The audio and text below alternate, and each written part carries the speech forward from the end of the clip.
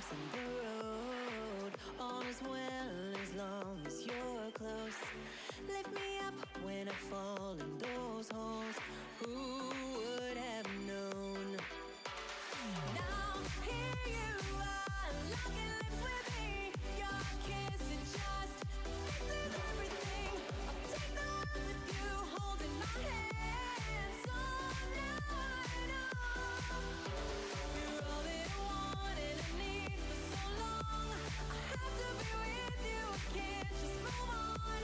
We're so good together, together we'll grow.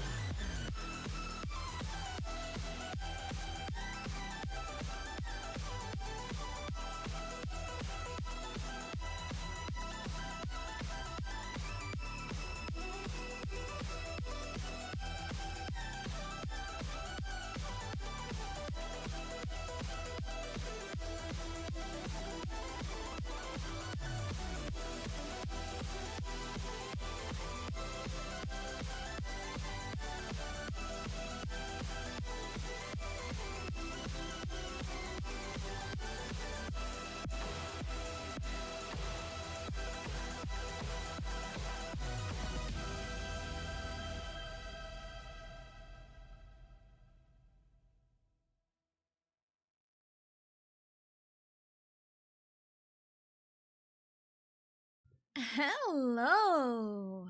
Hello, hello, it is Thursday! Yeah, it's Thursday. I think Thursday's the one that I'm like, is it Thursday? Question mark. But no, it's Thursday. It's Mario Party. We're just gonna jump in because that's just how we do it. We are going to wrap up Luigi's birthday here and see what Shy Guy has in store for us in his Jungle Jam, as opposed to Jungle Jelly. I mean, I have heard of, like, you know, Jungle Juice. That's a whole different thing, though. But, like, what would Jungle Jam taste like? And what would Jungle Jelly taste like? I'm asking the real questions here. Like, seriously, these are the real questions.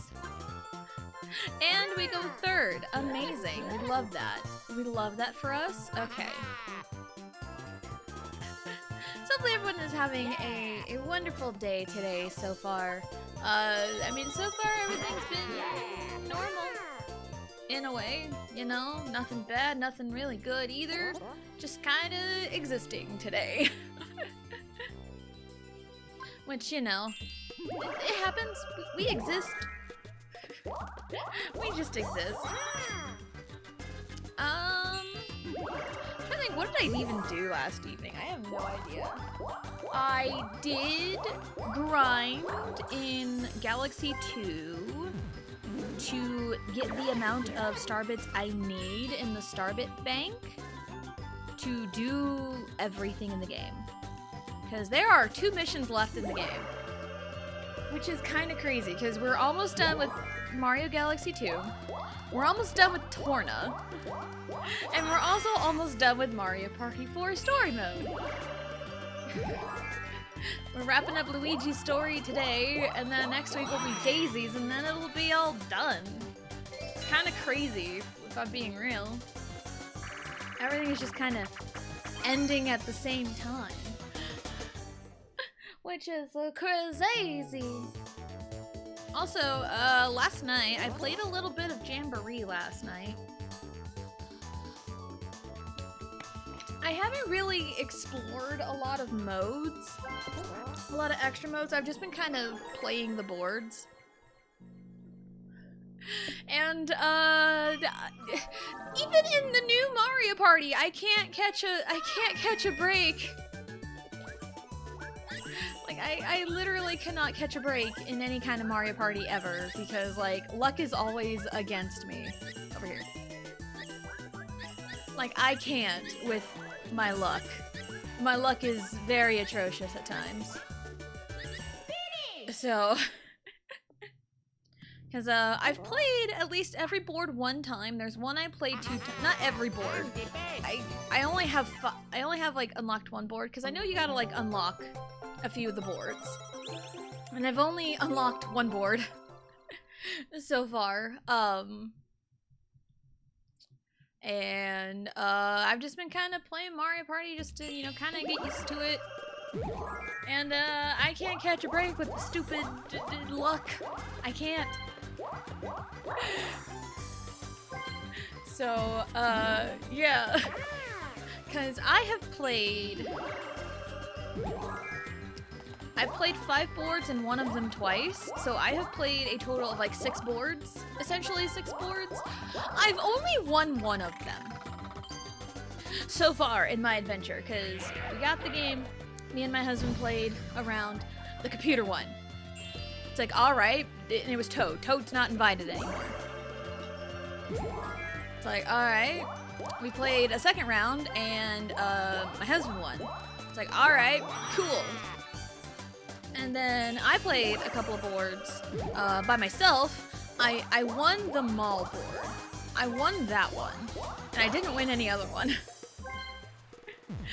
Cause I played as Goomba on the racetrack board, and Bowser Jr. was one of the computer players who was just absolutely dominating everything. And it's like, okay, you're not invited anymore. I don't care if your dad is my main man, you're not invited anymore.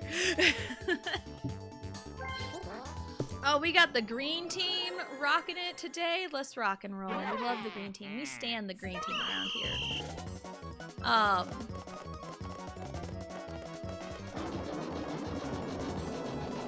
But yeah, and I also, and then me and my husband played a board a week ago. And the computer won. Because of course it did. And that character's not invited anymore. And then I played a board last night because I had like nothing better to do. And I lost. I lost by bonus stars, and there was like no real way to even like have a chance on it. Because a duel minigame went not my way, and I was robbed blind of all like 96 of my coins, which was insane. Yoshi, what are we doing? Yoshi, what are you doing? Yoshi, what are you doing? Yoshi, please, thank you.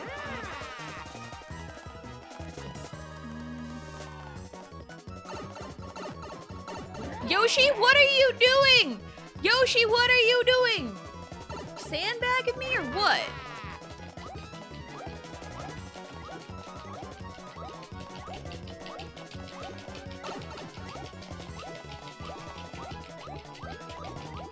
Oh my god, DK is like sandbagging so hard. I appreciate the sandbag, DK. I appreciate that. But yeah, in the little bit I've played of Jamboree, it's just not gone very well. It just hasn't gone very well. So, yeah. That's why I haven't played online at all, because I know I'm gonna get my ass kicked by people that have played the game since it came out a month ago. And like, yeah, oh, it's Tessie, she plays Mario Party all the time. Well, I have time. I'm an adult that has 2 children.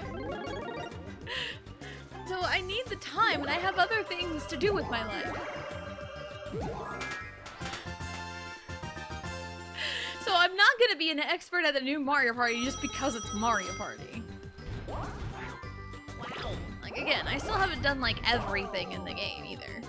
I still haven't done the single player. I still haven't done that at all. I wanted to do some of the side modes, but it's like, you need to switch over to the Joy-Con. I'm like, maybe later. And then it's like, hey, you want to try like the motion mini games in like a party mode setting? And it's like, I mean, okay.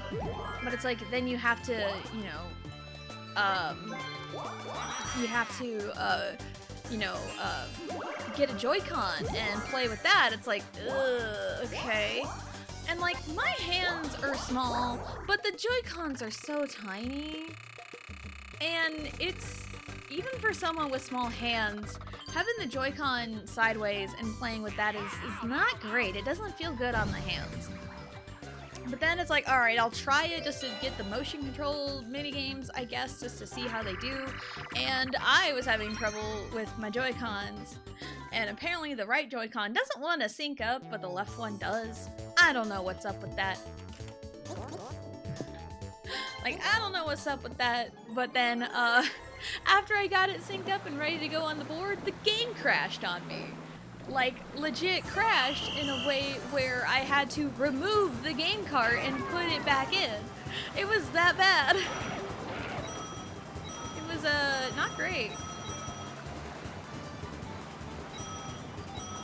So, that was an adventure and a half. So, that was last night. And it's like, in my brain, it's like, well, I won the mall board with Daisy when I was playing as Daisy. So it's like, I'll play as Daisy. Maybe that's the luck. Maybe that's the magic mojo there. But no, I lost again. And again, it was in not really an atrocious fashion, but just the luck-based fashion, and my luck is just not very good. Like, yes, I play a lot of Mario Party, and when it comes to like the older Mario Parties, I do feel very skilled at them. But Mario Party is a balance of luck, strategy, and skill, and I severely lack in the luck department. Because my luck is, not the best in the world, honestly. It's really not. Because, like, my luck is either really, really good or really, really bad. There's, like, no in between. Like, none. So, yeah. And again, it's like, oh, says he plays a lot of Mario Party, she'll do just fine. No, there's a lot more to that than learning a brand new Mario Party. There's a lot more to it. So, yeah, my experiences with Jamboree, overall, what I have played so far, which is very little in the grand scheme of things, has been pretty fun, but, like, I've only won one board out of the 6 that I've played so far. Which is kind of crazy. Hello, Johnny. Hello, hello. Welcome in. Hope you're having a good day. Star move down here. Okay. I guess we just making our way downtown, walking fast. I don't know. It's just the cop-out thing to sing, I guess. Yeah, I played a little bit of Jamboree last night, and yeah. And like, I want to do all the side modes with the Joy-Cons, but like, that was a little hiccup with the game crashing and my Joy-Cons not syncing up.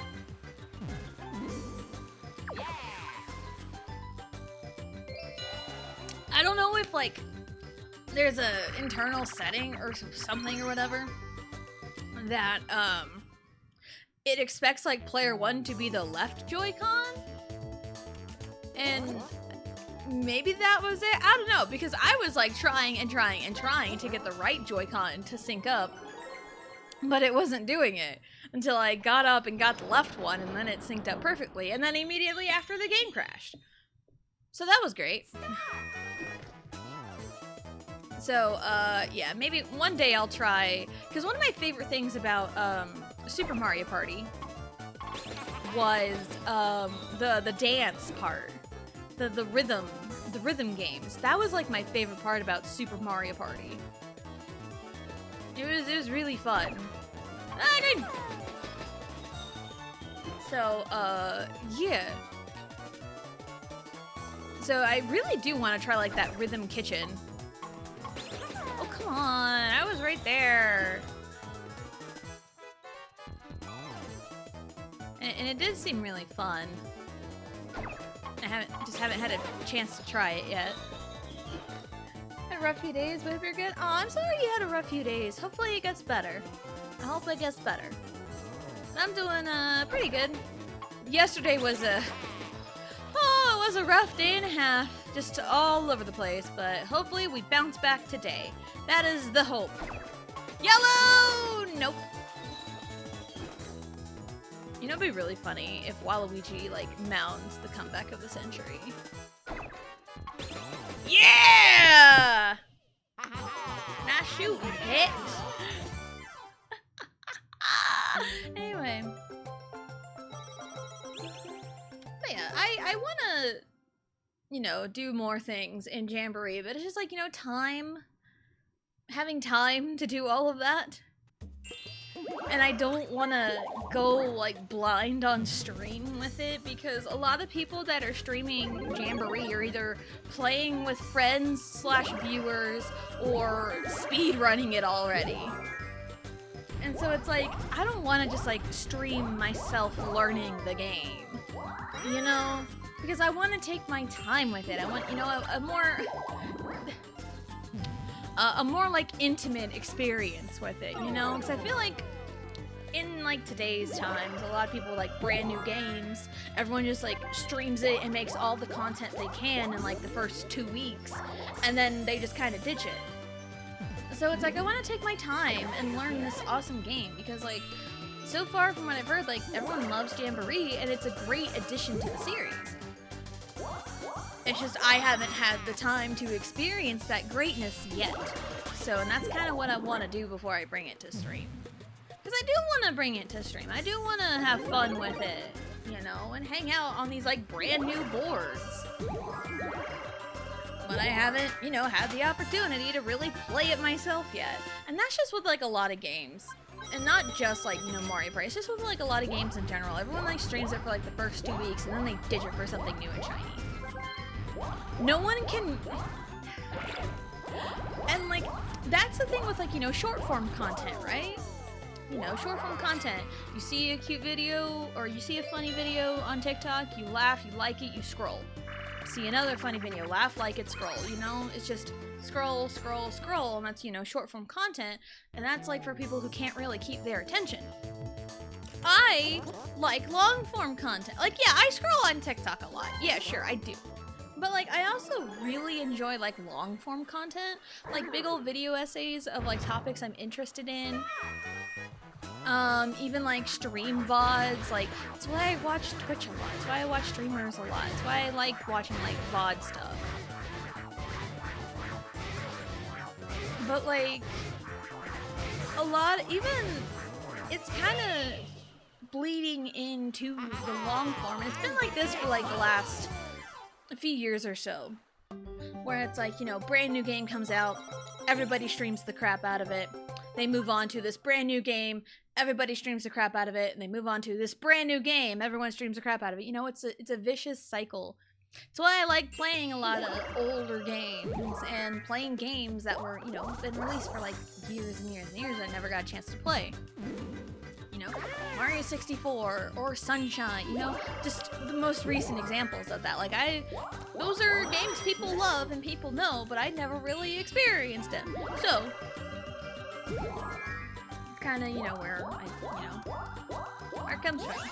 What's up, Shaggy?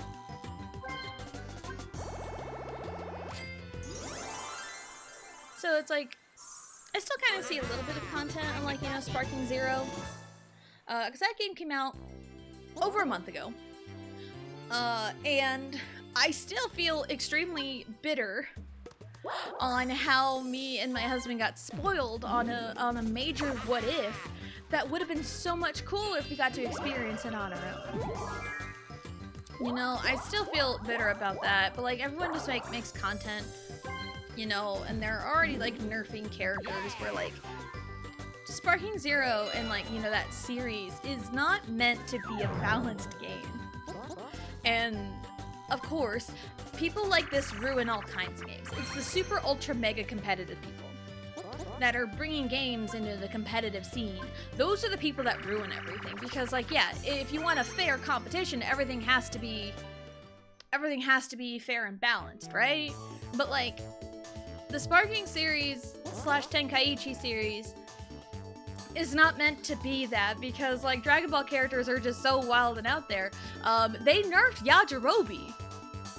They nerfed him because he's got the full heal sensu bean. And like people were abusing that. But like, that's so he could stand a chance against like these other characters. Next thing you know, they're gonna nerf Chaozu. I'm used to long form content. If I watch short form, it has to be a long compilation. Fair enough. Like, yeah, sometimes like I'll see like, you know, funny TikToks that I'll send to my husband.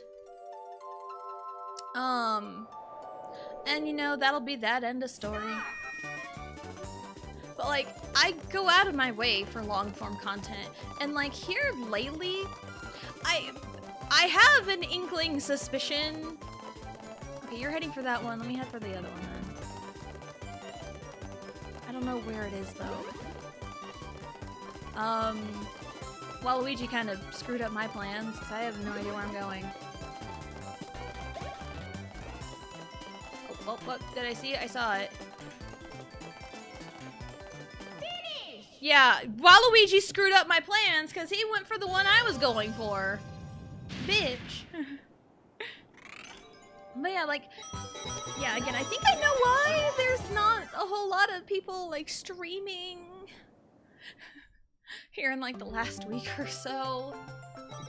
And it's like, part of me is like, you know, sometimes, like, I get it, you know, life happens. Because, like, yeah, I know a couple people are not streaming right now for, like, life reasons.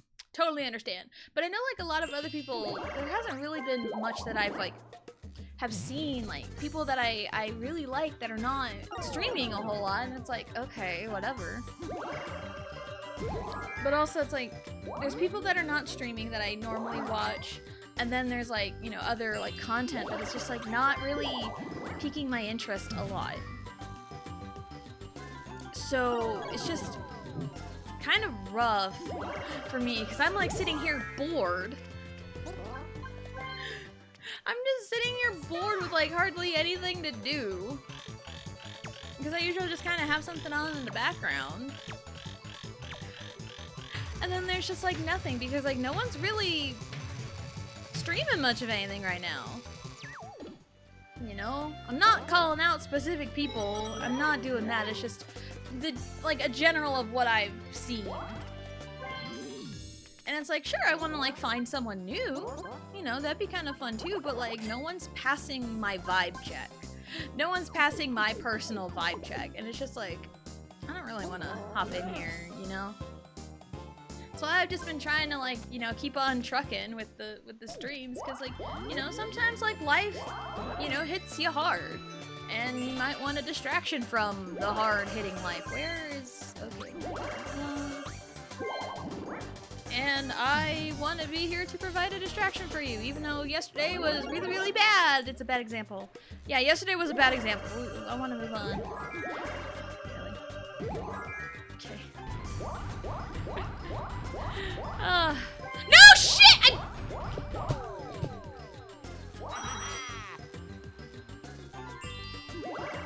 I tapped left before I hit A. I tapped left before I hit A. Come on! It's already beginning. It's already beginning and I hate it. I literally said I want to move on and distract myself from, you know, those feelings, and it's fucking happening. Great. It's not about how bad your shot is, it's about how good the recovery is, because that's a lesson I've been taught when it comes to golf, and that can, you know, bleed into real life.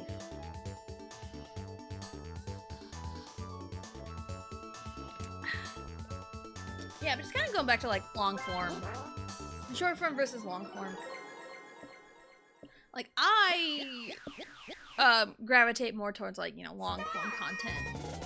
And so I can kind of have it on and have something on when I'm working on things. Because I know a lot of people do that, too.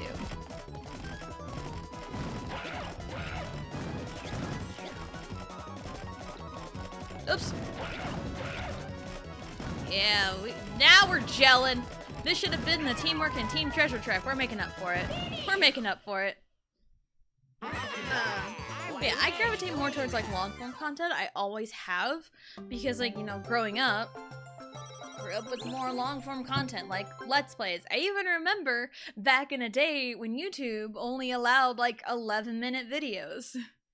Like the time limit was 11 minutes, and then it kind of extended, and then they just like lifted the time limit for everybody. But yeah, I remember the days where like I watched like Let's Plays and anime episodes on YouTube, to where it was like part 1, part 2, part 3, and part 3 was like 5 minutes because again, 10-minute time limit on YouTube. Okay, hey, can I buy something here now? I made a mistake. Can I fix it? I would like to fix my mistake. This is probably a good way to fix my mistake. But yeah, that's kind of, you know, how I took in like long form content. Cause I would even like rewatch like full Let's Plays of like Let's Plays I've already seen before, but I would just like have it on in the background while I was like working on like, you know, working on writing like fan fiction or even art. You know, I always had something going on in the background. And so it's just kind of one of those things.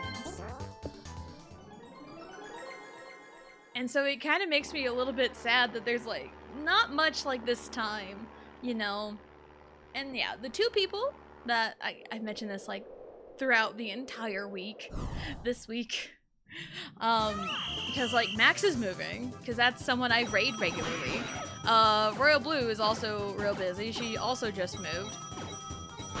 So it's like, these are the people that I have raided regularly. So I miss them.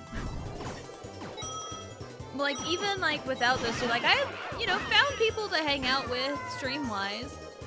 But then like no one's really streaming right now. Like I understand, you know, life happens, people get busy.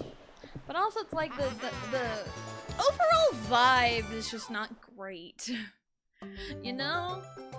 Like the overall vibe check is barely passing. Which is why I want to do my best to pass my own vibe check. So let's do it. But yeah, like I do scroll on TikTok, you know, here and there if I'm like, you know, bored or whatever. And this last week has been filled with a lot of quote-unquote doom scrolling. And it's not necessarily like doom scrolling on my end, you know. Like, yeah, a little bit, but like, just, you know, again, I don't want to like talk about politics and stuff, but it's a lot of political stuff because, you know, the election was a week ago and all that, and people have opinions because everyone's got an opinion. But there's just lots, you know, the overall energy is just like not great. You know what? I want to go swing by the lottery. I want to do that. So, but like that's a lot of my socials right now, and it's like I want to break away from that. And it's like I want to, you know, hop on like a TikTok or like scroll through Twitter to get away from reality, but like reality is just hitting me right in the face. It's like, no, I don't want that. I do not want that. So it's just kind of weird to me that like no one's really trying to, you know, give a distraction for other people, you know? Maybe I just see it differently. I don't know.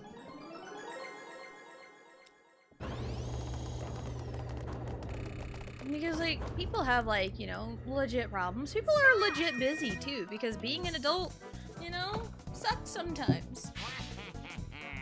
You know, that's kind of how it goes. Being an adult sucks. You know, I've got adult problems. Like, you know, I just want a little bit of time to, like, forget about my problems. You know? Just for a few hours a day.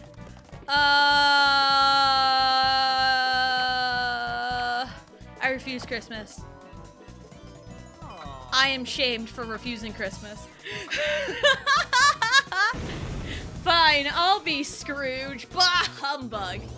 I'm like Christmas colors because Luigi's green and the Switch is red, but no, I'm like, I don't want Christmas right now. I don't want Christmas right now. Like, yes, it's like middle of November. But I really don't want to hear Christmas music yet. I don't want to. I don't need that in my life.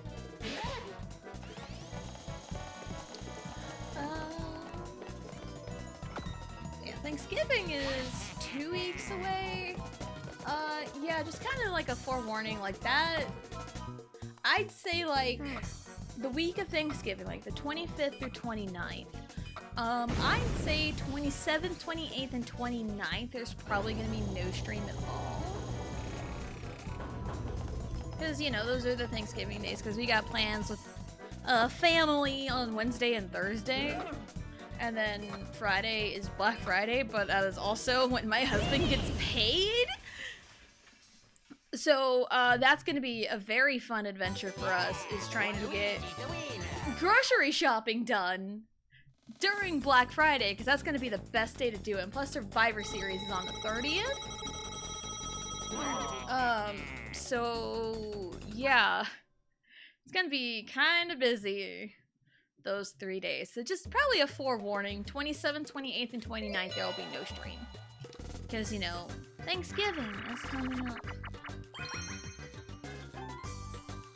And then we'll have to get a new Christmas tree, because ours is kind of busted because the lights keep burning out and it's just blah. So we'll probably do that then, and then put up a Christmas tree either Saturday or Sunday. I mean, I lean more towards Sunday because, of course, it's like my normal family tradition growing up is we put it up on the 1st every year.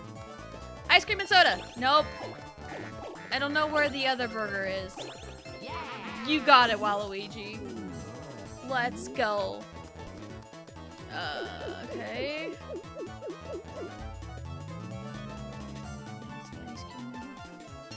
Nope, I don't know where the corn dogs are! I think I was in front of one. I don't know what's happening. I don't know what's happening half the time. It's fine. Oh, no. Thank you, Waluigi. Okay, speaking of like fast food here, I know people you get fast food, you know. That's a thing. Favorite fast food place? Favorite fast food place, and what is your go-to order? I mean, I don't even know what like a go-to is. I go to Sonic a lot. I do go to Sonic a lot. That's probably where I'm gonna go tomorrow for lunch. Because I do go to Sonic a lot. I usually get mozzarella sticks there. Because of course I do. But usually, like, the big thing about Sonic is like the drinks. The big fancy drinks. Because like my go-to drink is a cherry vanilla cream Dr. Pepper. That is my go-to drink. And I normally eat mozzarella sticks, but I do also occasionally get the popcorn chicken. And at least my local Sonic, the popcorn chicken is hit or miss.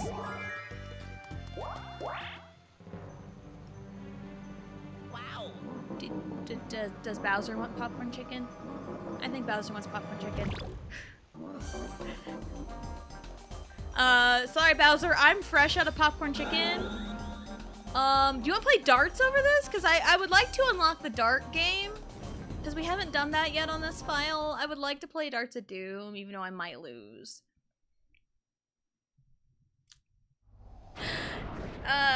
Bowser really wanted popcorn chicken. He heard me talking about it, and he's like, hey, I want to get some popcorn chicken.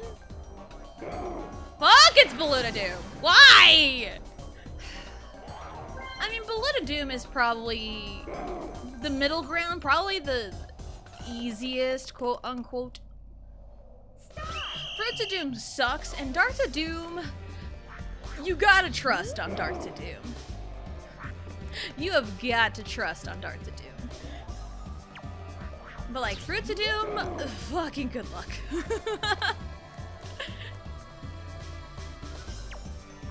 Cause like I can pick up like 4 things, maybe 5 at most, for Fruits of Doom. Bigger! You want bigger, Bowser? Alright. I'll give you bigger. You still want bigger? How much popcorn chicken do you want, Bowser? He shifted over. He's like, kind of invested now. Ugh! That's the way, I like it, Alright.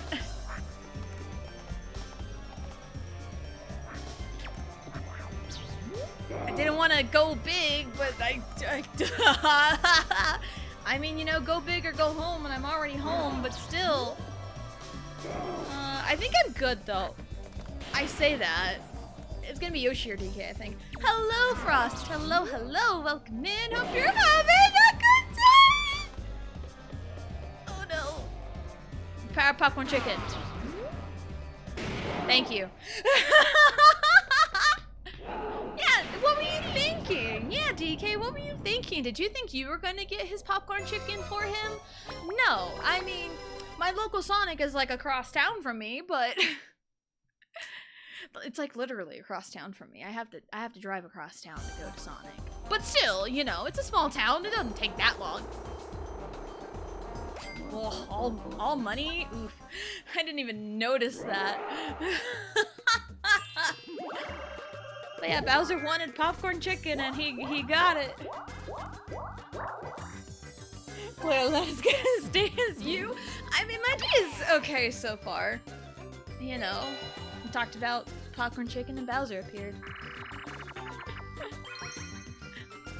hopefully everything is good. Cause yeah, nothing really special on my end so far today.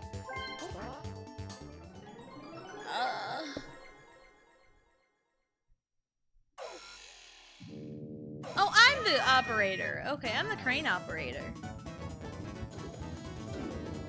Yeah, I've got qualms with the Jamboree version of this minigame. I've got qualms. I think I've talked about it before.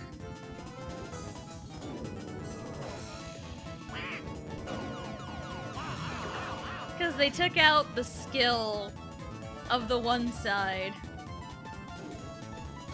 Because instead of a press and hold to place your crane and release it to drop it, it's you just place it and drop it. You manually place it left or right, and that bugs me a lot.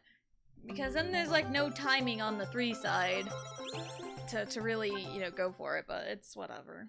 It's whatever!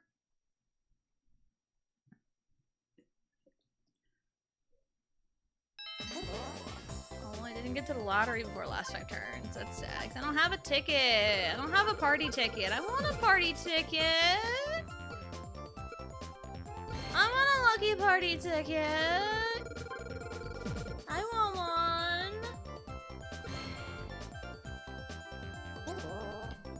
Yes, Frost?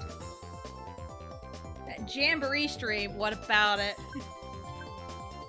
What about it? I was even saying earlier, I need more time with the game first before I stream it. So I've barely played it in the grand scheme of things. Is it happening? Not anytime soon. Not anytime soon, because I played it a little bit last night. I just did like one 15-turn board, and that's really it. And yeah, I haven't really done much with the game overall. Like, I have not done like the single player mode, the party planner, whatever it is. I haven't done that. I haven't unlocked all the boards yet. I haven't done everything. I haven't done like the kitchen cooking rhythm game thingy. I haven't done like the Bowser City thing. I haven't done that. I haven't had time to. I haven't had time to, and I have like a bunch of other things I need to get done too. Because I also need to get the work on, or get back to work on like my fan fiction for my follower goal. Because that's not quite done yet. And I need to like reread it to help me. So yeah, I haven't really had time to play Jamboree a whole lot. So, pop that baby at no. No. I'm finishing story mode first. Yeah, I want more time with the game before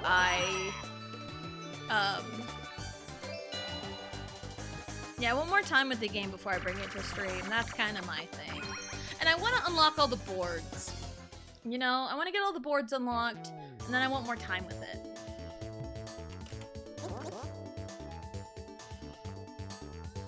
And also, tomorrow's Galaxy 2.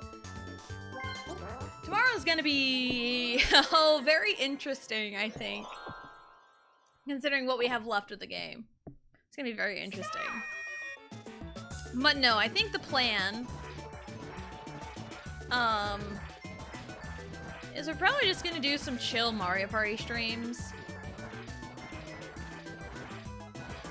Yeah, we're probably just gonna do chill Mario Party streams after Mario Party 4 is done. DK, get out of here!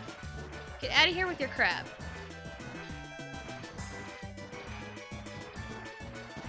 Yeah, we're probably just gonna do chill Mario Party streams, so just whatever Mario Party I feel like.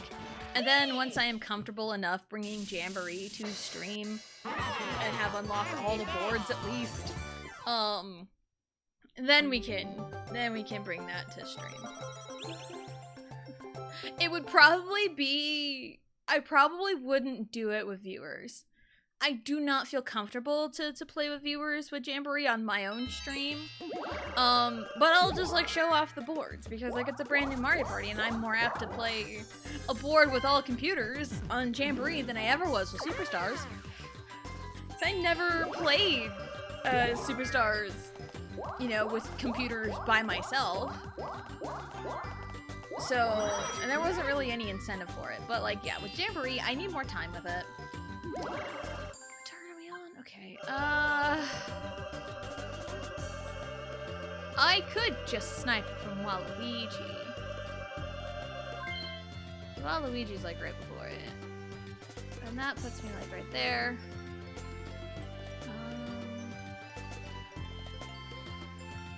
I can also buy something.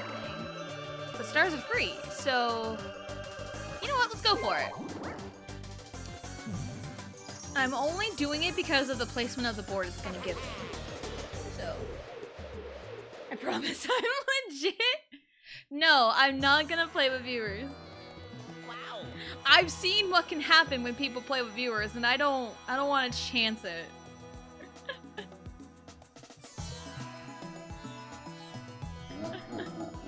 But yeah, that's kind of probably gonna be the plan. I don't even know when that'll be. If we're lucky, it'll be before the end of the year, bring in Jamboree, but like right now, it's like, I don't know how it's looking. I really have no clue. So I couldn't tell you. What's the worst that can happen? You get banned? This is my own stream. This is my own stream. Me get banned in my own stream? Nah. Nope. Not happening. Of course, right? It's fine. Sure. Just buy another one. Anyway. I meant banned by Twitch. I mean, nah. I would never. Because I don't violate TOS. I don't do that. So...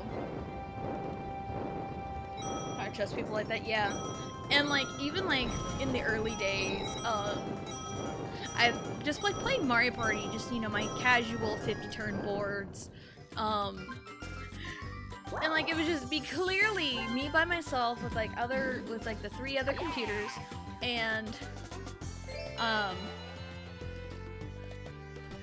like people would just like come in like, do you play with viewers? Do you play with viewers? Do you want to play a game? Do you want to play a game? I'm like, no. No. If I did, it would say so in the title, probably. But I don't, because people be wildin'. People be wildin'.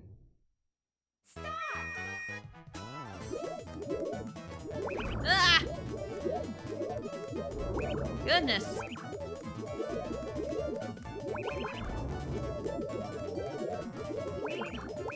We're bouncing in circles. Oh god, I'm dead, yep.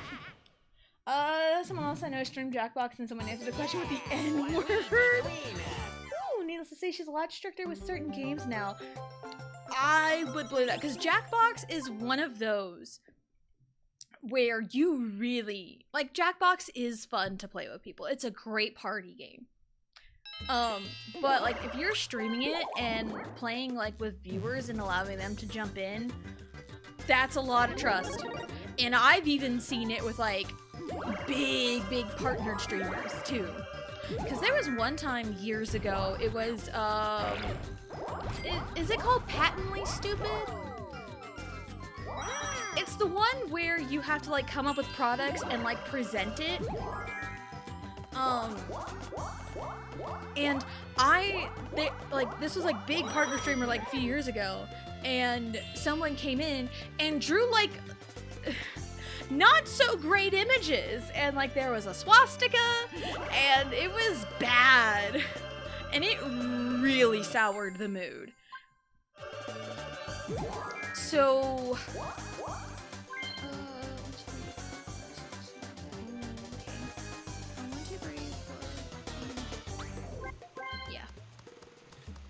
But yeah, like, Jackbox is a rough one to play with just straight viewers. And like, people do stream Jackbox, but like, they have it tight-knit where they don't let any strangers in and they make sure all their friends are in first. Before, because I've watched, you know, other streamers and like their group of friends play Jackbox before. And it's a fun time, but it's like, if you get the wrong people in, it's like, ooh, not great. Hello, Blue! Hello! Welcome in! Hope you're having a good day. Big moment for Blue! I mean, I did say earlier that I missed you, so... One of my streamer friends had, like, a hacker troll during the community Mario Kart stream on her birthday last week, and the troll, updated clips of it on their YouTube channel. Oh my god. I came in at a weird time. Probably. Probably. We're talking about community games and why I don't feel comfortable playing with viewers on my stream. Yeah, I sure would. Nothing to see here. Nope, not at all. Nope, nothing. I don't know what you're talking about. We all collectively reported them and YouTube shut down that channel. Gotcha. Yeah, like Jackbox is, again, Jackbox is a fun party game, but like streaming it and playing with like just viewers, it's a very risky move because people come in to just troll and again like say the N-word, N-word and like offensive images, and it's like, dude, that's not funny, you're gonna ruin it for everyone, and they probably have joy in that. It's like, nope, you're not fun. You're not fun. People whose sole purpose is to ruin other people's fun are not fun. They're not fun. But like, I would love to play Jackbox with like a group of friends I trust, you know? I would love to play, you know, again, Jackbox with like friends I trust, but like not with viewers. And if it was streamed, we'd have to like make sure no stranger got in. Big moment of question is that I am not at work for the first time since I started. Yay! Yay! Because I talked to you, I messaged you the other night because I'm like, how is Blue doing? How is Blue doing? And then she made me feel really old. And I was on the phone with my husband last night. Okay, because there was an acronym used that my brain short-circuited looking at it, and it was FOMO, you know, fear of missing out. And like I looked at it, I'm like, what is this? And so I Googled it, and I felt so old. I'm like, oh, duh. And then I told my husband about it, and I gave him, you know, FOMO, you know, FOMO. And he's like, yeah, fear of missing out. I was like, why do you know this? Making me feel old. Now I'm doing my original job, and I'm on Gihan's laptop, so only one monitor. Sad. I understand that, because I am also currently on one monitor. Hello, Sam. Hello. Welcome in. Hope you're having a good day. I'm doing pretty good. Having a pretty good day so far.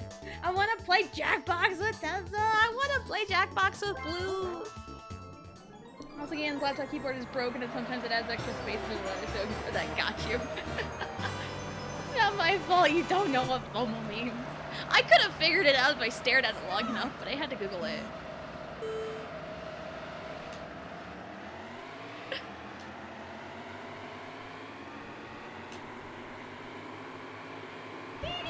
Alright, I was afraid for a second. I was looking at Yoshi. I'm like, wait a minute, I'm Luigi. I'm Luigi right now. And like, there are some slang terms and like acronyms that I know offhand, but sometimes I forget. Sometimes I forget. And my go-to on looking up stuff that I'm like not sure of that is like a slang term is Urban Dictionary. If there's like anything in terms of like slang, what the kids are using nowadays, if that didn't make me seem old, then I don't know what's going to. You know, like slang terms I have never seen before, or getting more context or like confirmation of what I think it means.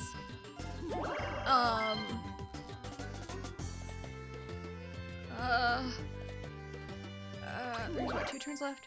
Yeah, okay.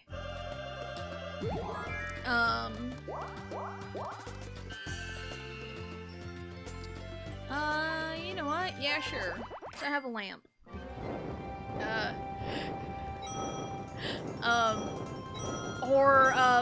Trending slightly adult here for a split second, or if there's any like sexual terms that I have never seen before, have never heard of, I go to Urban Dictionary. So, it is a trusted source. No. Because it's not going to be of any use to me. Hello, DA. Hello, hello. Welcome in. Hope you're having a good day. Can you burn a Luigi board? I mean, that's a great question. A Luigi board? Can you burn a Luigi board? Ah, amazing moment. I still use 2000 slang. I mean, yes. Like, okay, my obsession with Leet is definitely 2000s. Like, early 2000s internet slang is Leet speak 1337. Yeah. It's like one of my favorite numbers. Doing great? Awesome. I'm doing great too. You know, I'm doing great, but also feel kind of sad that, like, a lot of games that I've been playing, you know, the last couple of months are ending. Makes me kind of sad, because, Galaxy 2 is close to ending. I literally have, like, 2 stars left. And, yes, I do think it's going to take me over 3 hours to beat it. Given what is left. Torna has 1 stream left. Which is insane that there's only 1 stream left of Torna.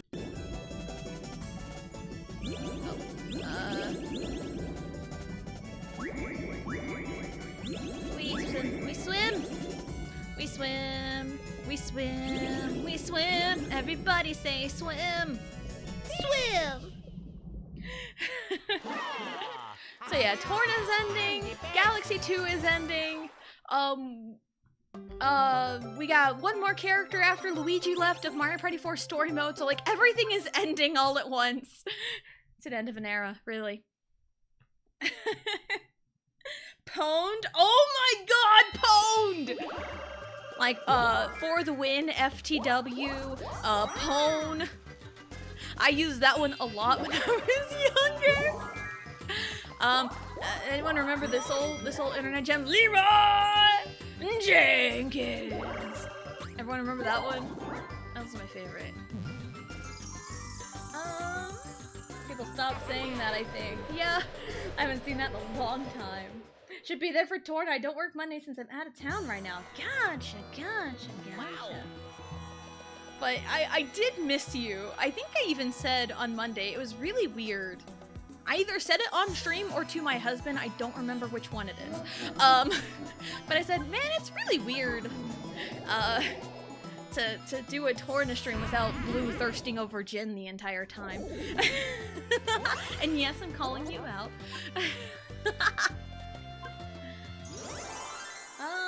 My Chronicles 2 and Torna arriving today. Let's go! They're great games. Amazing games. And it's also crazy. I've been playing Xenoblade Chronicles 2 for a year. It's been a year since I started. I don't remember like the exact date or anything on them, but yeah, I've been playing Xenoblade 2 for a year. And hello, Boo! Hello, welcome in. Hope you're having a good day. You gotta lick Jin. There it is. There it is. I mean, I was just, you know, wrapping up side quests. I got all the side quests done. All of the side quests are done, because I did the community spirits at the end, where all the community comes together. But I was missing, 1 community member, and I know there's an extra one that can get added at the end, but I can't fully do those until I go to, like, the final quote-unquote area, because there is an area I have yet to explore. So, but that's all gonna get wrapped up on Monday, so, yeah. Jin Run, hello JT, hello, welcome in, hope you're having a good day. But yeah, Torna gets done on Monday, and it makes me really sad. But after Torna, I'm gonna pop back into 3 for the first time in like 2 years. Because I haven't seen Future Redeemed since it came out, but I was talking with my husband about it last night. When he played Future Redeemed, it came out in April last year, April 2023. He played it when it, you know, in the beginning, and then he got real busy with like work and stuff. And then it was so disjointed. It was very disjointed, so like he started it in April, and I don't think he like finished it until like July. So yeah, that's how spread apart that was. And I didn't want to watch anyone stream it, even though I knew Blue was streaming it at the time, but like I didn't want spoilers, ads. I'm sorry. I'll repeat everything I said, because I'll do a TLDR when you get back from ads. Even though you cannot hear me right now. You cannot hear me.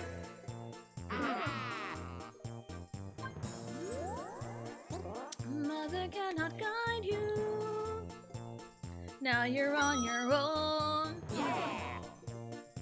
Ads are very poggers. The ads ended. Anyway, TLDR of what I just said. My husband played Future Redeemed when it came out in April 2023. He played for like an hour maybe, and then he didn't finish it until like July. It was bad because he was busy with work and everything. So I haven't gotten like the cohesive story. So it'll probably just be like me experiencing it for the first time. I remember key points, but that's really it. I don't really remember much of Future Redeemed, so it's really just gonna be me playing it for the first time, essentially. So, but that'll be after Torna. And I did say earlier, just kind of looking at the calendar, the 27th, 28th, and 29th, you know, those days around Thanksgiving, there will more than likely be no streams on those days because we have plans with family, and my husband gets paid on the 29th because that's a payday, and we're probably just gonna go get groceries that day just so it's out of the way, but it's also Black Friday, so wish us luck. BRB must attempt to call my boss. I wish you luck. Good luck, Blue. Detailed results. Yeah, he nailed it. I think it was the Bowser Big Blast is when he took off with that. Yeah, nothing really interesting. I did the Bowser. He wanted popcorn chicken.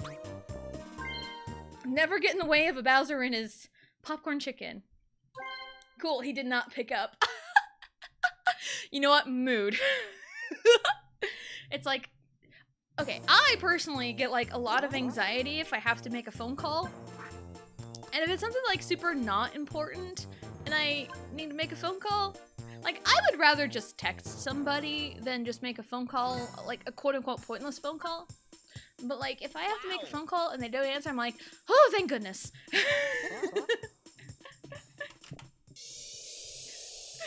Oh, I hate phone calls. I hate phone calls so much.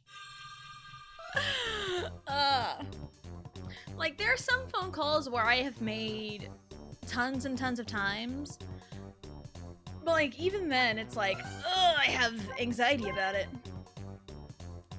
In his defense, I'm clocked in way later than normal and also same. Yes.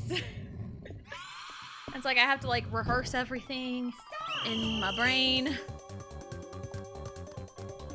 Cause like calling for like a doctor's appointment is, you know, rough. Calling new places that I've never called before, like that's always anxiety inducing. Cause my husband needs a haircut really, really bad, but we've also had problems. We've also had problems with like the last 2 different places we've taken him to get haircuts, because like in the like, you know, at first right after it's cut it looks fine, but then it grows out very wonky and it doesn't have the right shape. But like, and we have a friend of ours that used to like cut his hair all the time, but then like they moved to a different state and then they moved back, but like we can't really, it's a complicated situation with that. Like we don't even know where they live at the moment. But like we've gone to like different salons and it's like not great results like a couple months later. So it's like we don't even know where the fuck to go to get him a haircut. We got Luigi's dumbbell!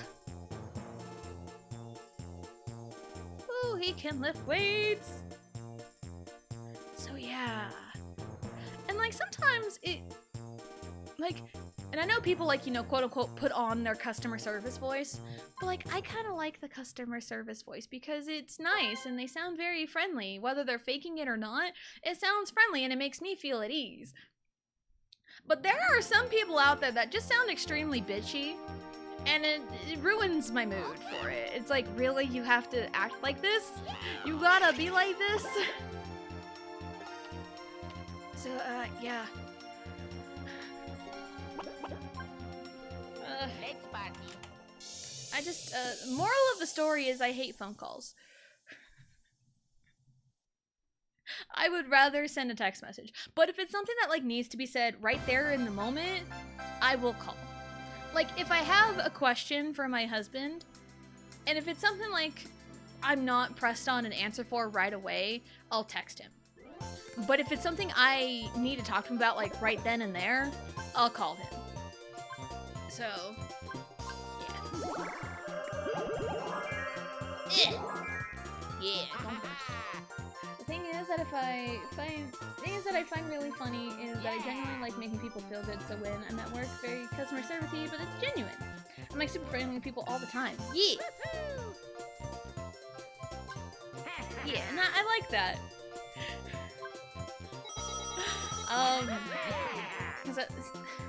Okay, listen. Chick-fil-A, right? I think they are trained to sound like super duper nice and be super duper friendly with you. And I love it. Okay, the nearest Chick-fil-A from me is like 3 hours away, which is really sad. But like, when I do go to Chick-fil-A, it's always a nice experience. I didn't mean to pop in here. I didn't mean to hit yes. I meant to hit no. But my local McDonald's, there was one experience where like this girl was just super bitchy to me and just like handed my food and you're like, you're welcome. And it's like, bitch! You know? Maybe I just get my feelings hurt easily, but my mind is sensitive to bitchy sounding voices or responses. I end up overthinking. Same. 100% same. Like, I hate it. But like, I can tell like a more neutral sounding voice to a bitchy sounding voice. You know, like, and I understand people having to do the job, you know, because like, the job's gotta be done, you know? But like, for people with anxiety, having that very cheery customer service voice is very helpful for people like me who have a lot of anxiety about making phone calls. So, it helps me relax. If you like that, you need to go to West 7 Brew sometime. Because 7 Brew is also part of their policy to be super friendly and nice. They're like the Chick-fil-A of coffee. I need it every time. They always seem like they're having fun. I love that! I love that. But I would have to, you know, figure out where one is. That's also the problem, because I am literally in the middle of nowhere. Fuck! Oh my god!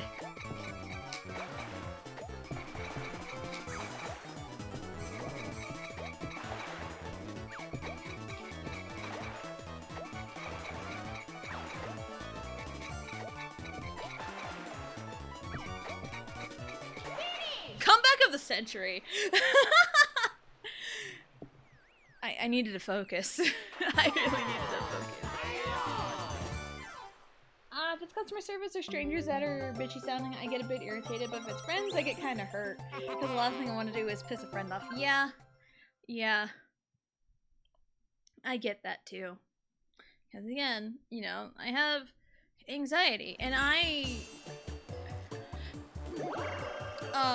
can, you know, pick up when like voice tonal changes and stuff.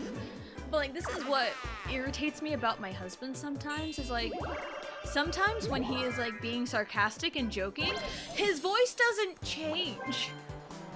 Like, it's just like the same tone of voice. Like, you could just be like talking normally, and then he could just say something like off the wall, and if like that was sarcastic, and like I've known him long enough to know it was sarcastic, but it never sounds sarcastic to me, you know? So that's just like an one of them things, you know, just nitpicky things. But there are like some people, you know, that I know that like can just like flip a switch and it's like, oh jeez, you're actually pissed, I'm sorry, you know? Because like a lot of the time when I express my feelings and it's something super serious that like hurts my feelings, I cry. I'm a crybaby, I'll admit it.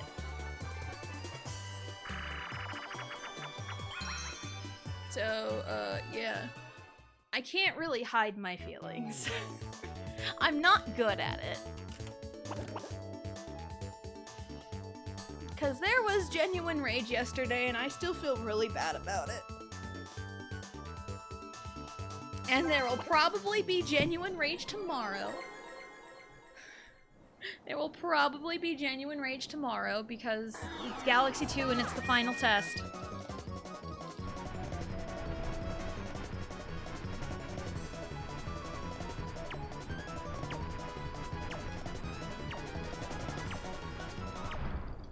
I like 100% forgot to breathe. And I felt my finger slip off the button a couple of times, so I probably didn't do very great. I say that as I get 102. There's a meme I saw that was like joking around with someone, but then suddenly you stop and say, wow, it's really fucked up that you think that. Wow. Yeah. Wow, crazy. So yeah, that is a little fucked up sometimes. You know, some jokes are like, wow, you know, insane. Oh, everyone is behind me.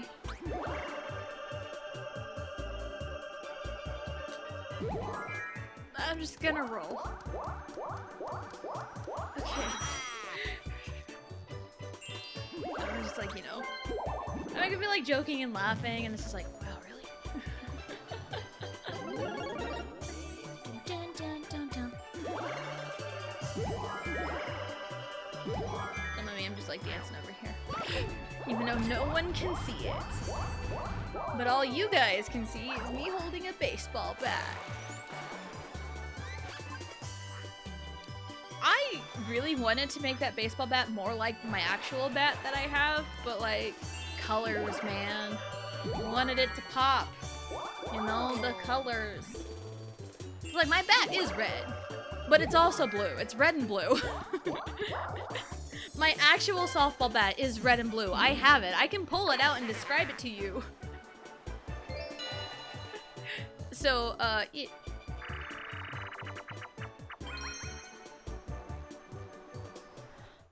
because I've had that bat since my freshman year of high school. Like right before softball season, because my parents were like, let's get you a bat. I'm like, okay. That bat has seen many base hits, also many bunts. Because I bunted a lot in softball. That's how I moved up from 6th to 2nd in the lineup. Yeah, get this. My freshman year of high school, I was on JV. There was like 20 girls on JV alone. And I got barely any playing time because, you know, freshmen, they give all the priority to the upperclassmen, which were all the fucking sophomores, no matter how good you were. So I got like barely any playing time whatsoever my junior year. But then the next year, my sophomore year, varsity was senior loaded my freshman year, so a lot of seniors left, and like the first, like, you know, week or so of practice, everyone was together and everyone, like, you know, determined varsity, JV, whatnot. And I did not know I had made varsity until it was time to pick our jerseys. And of course, seniors get first pick, then juniors, then sophomores, you know. But like, and, you know, varsity, you know, pick, and coach was like, seniors get to pick, and then juniors, and then sophomores. And then I was just like standing there, you know, waiting for like JV to go pick their, you know, jersey numbers because I was expecting to be on JV. And then coach looked at me like, what are you doing? Get you a jersey. You're on varsity. I'm like, what? Really? Okay. So I picked up the jersey, which was the number 20. Even though 18 is my favorite number, I regard it as my lucky number, but 20 is like my jersey number, man. And I've had that number since. And then, you know, throughout, you know, my first year of varsity, I batted like 6th in the lineup. Granted, my first experience playing in a varsity game, it was an away game, so we batted first. So we hadn't even taken the field yet. And I got to bat, I got on base, and I was running from 2nd to 3rd, and the 3rd baseman was a bitch. And I went down for the slide to make it to 3rd before getting tagged, and she just came at me full fucking force with the tag right to my face. Right to my face and busted my lip. And yes, we had the helmets with like the kind of with the face cages. We had those, and she hit me right in the face. So I'm going down the slide, so she catches me like in the chin, and it busted my lip. And that was my first varsity game. My mom was scared to death that I had just ruined my chances to stay on varsity. So, yeah, that was an experience. And, like, that was, like, the last out of the inning, too.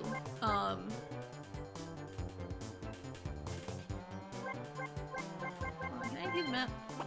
I don't remember what I rolled. I have no idea. There's a lamp available, but I don't want it. Okay, I had enough, but I didn't want to chance it. And who knows if I'm going up anyway. Alright, there we go. Anyway. Yeah, that was my first varsity game. And, like, you know, final out, everyone's all jogging to the dugout. And even, like, the coach, you know, 3rd base coach, head coach, looked at me like, you know, he did the, you know, because it was a hit to the head, essentially. And he's like, you know, how many fingers am I holding up? You know, the typical check to see if you got a concussion, if your vision's all blurry. And, you know, I told him, like, 2, like, what are you doing? You know, I was like, why? I'm fine. And he's like, alright, you're fine. Taps my helmet, we go back in. But, like, I didn't know how bad it was until, like, I got home that night. It was kind of bad. Now, I remember one of my teammates saying, like, you look tough. I'm like, okay. And so we took the field and everything was fine. But yeah, I batted 6th for most of my first year of varsity. But then there was like several games where like coach called for a bunt. I laid one down perfect, you know, because a bunt is made to like advance the runners. That's what a bunt is for. And you're not supposed to get a base hit with a bunt. You can bunt for a base hit, but it's not typical. And because I was good at it, like the second to last varsity game, my sophomore year, I got moved up to 2nd in the lineup, and that was a fun experience to go through emotionally at the moment. Because, like, we're doing our normal warm-ups, and coach posts the lineup on the fence, and we all, you know, check it, take a look at it, see what positions we're playing, yada yada yada. And I go to look at it, and I'm looking at the middle of the lineup, because that's where I'd always been. And I look at, you know, for like 5, 6, 7. I'm like, I don't see my name. Like, what? What's happening? And then I look up. I look further up. I look further up, and my name is listed as batting number 2. So I'm like, why am I batting 2? Like, I was, like, clearly confused, like, visibly confused, and the coach saw it, and he said, you can bunt. Duh. I really loved my softball coach in high school. I really loved him. He was like, he acted like my dad, and he was like very chill. That's probably why I loved him a lot.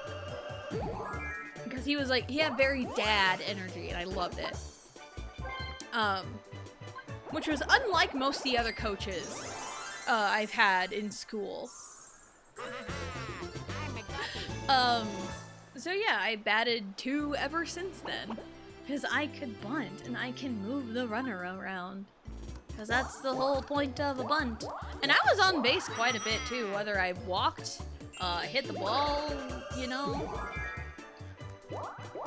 Because, I'm gonna flex my baseball knowledge on you. Did you know there are 7 ways a batter can get on first base? Not very many people know them, but there are 7 ways a batter can get on first base. You know, you got your base hit, your walk, hit by pitch. Those are your basics. There's fielder's choice. If a fielder chooses to throw the ball somewhere else and you get on first, that's fielder's choice. An error. You know, the fielder makes a mistake. You know, get on by error. There is dropped third strike, because if the catcher drops a third strike and first base is open, you can run and go to first base. And then there's the one that doesn't happen super often, and it happened in the World Series even. Catcher's interference. If a catcher, you know, goes too far and interferes with the batter in their swing, that's catcher's interference. Batter can take first. And those are the 7 ways a batter can get on first base. Yeah, flexing my baseball knowledge. I'm striking poses even though nobody can see me. Oh, leave it to me to be cringe. But no one can see me, it's fine.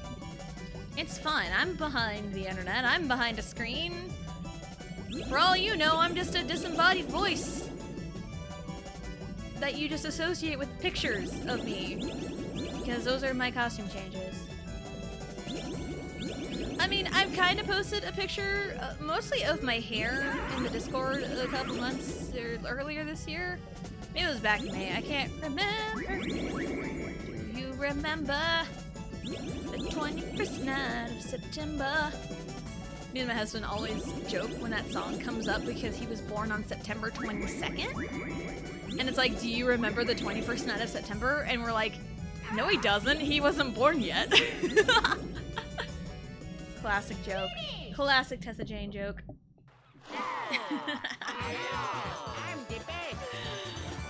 Anyway. But yeah. I'm just a voice to you guys that you can kind of put to an image. That's really it.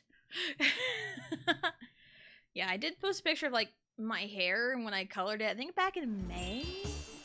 And I've colored it since then. But I do remember coloring it in May, I think. And I took a picture of it because my hair was still like shorter back then. Because May was my last haircut. And now it's grown out kind of where I like it. It's kind of hit the long stages. It's no longer in like that awkward in between. It's getting longer. Back and ate some food? Let's go. We love that. Yes, let's go to the item shop. I only have 29 coins.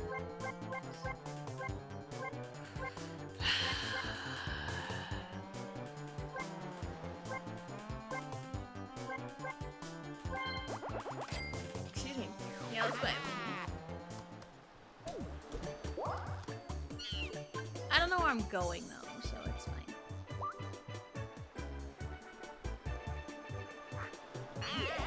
Nope, I went up. It's fine. Boob. Yes, boob. That one's empty. Why did I grab that one? I need the full one.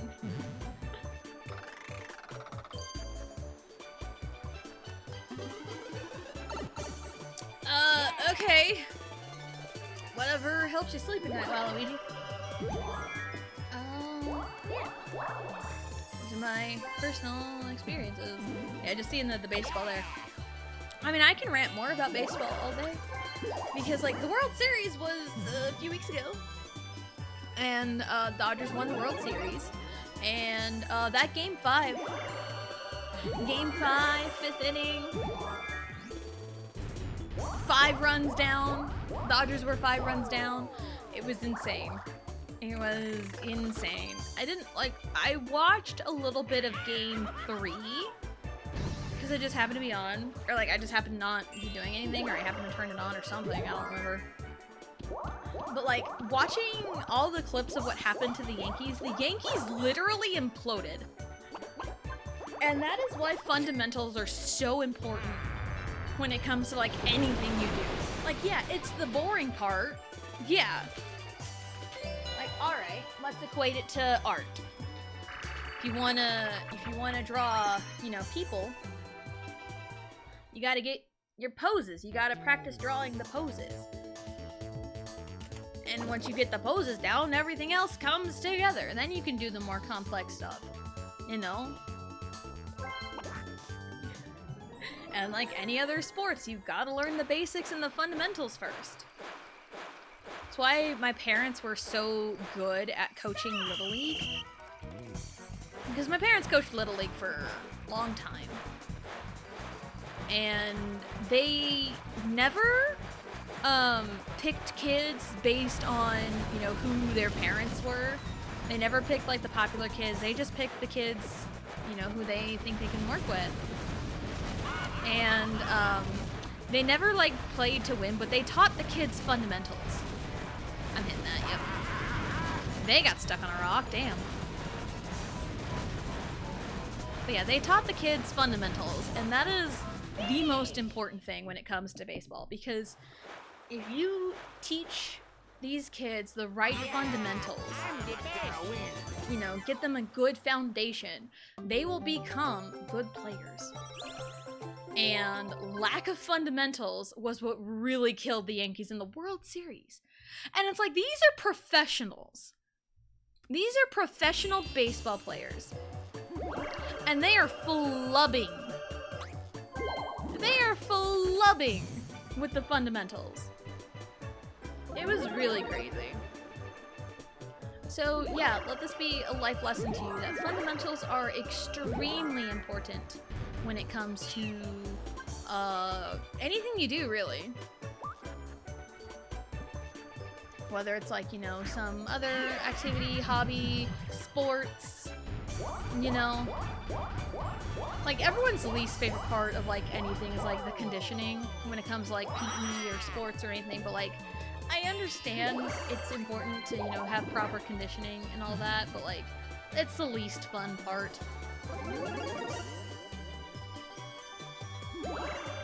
But yeah. And also, like, the Dodgers never gave up either. And also, I saw it's out there. The Dodgers like scouting report on the Yankees. It essentially states that like just run the bases aggressively.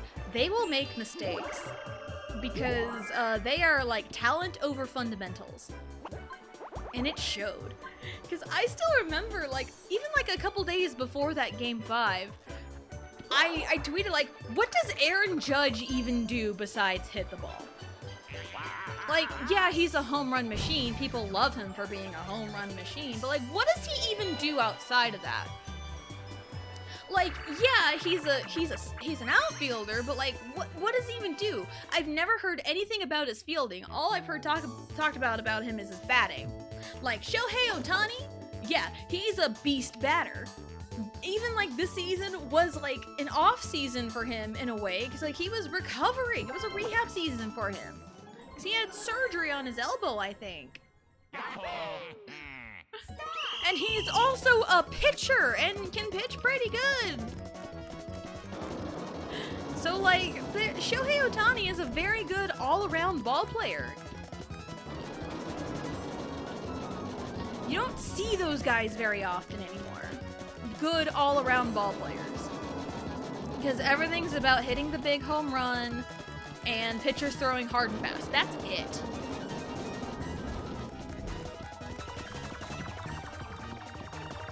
that's all you really see anymore. Is like pitchers throwing hard and fast because like they don't care about accuracy. That's why people go through so many pitchers. Because all they care about is throwing hard and fast. And it's like, that's not all it is. Pitching is a craft. And it's also a fielding position. I forgot Bro's name, but like it's also a fielding position. So, yeah. Got it. So yeah.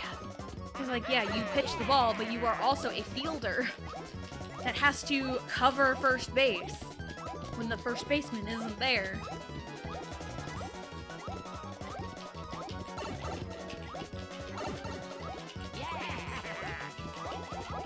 So yeah, I can talk about baseball all day. I can talk about baseball all day. Even when baseball season's over, I can talk about it all day. Because I'm just so passionate about it, okay? So I like stopped watching professional baseball. It's because like the game has changed and I don't like it. They even like got rid of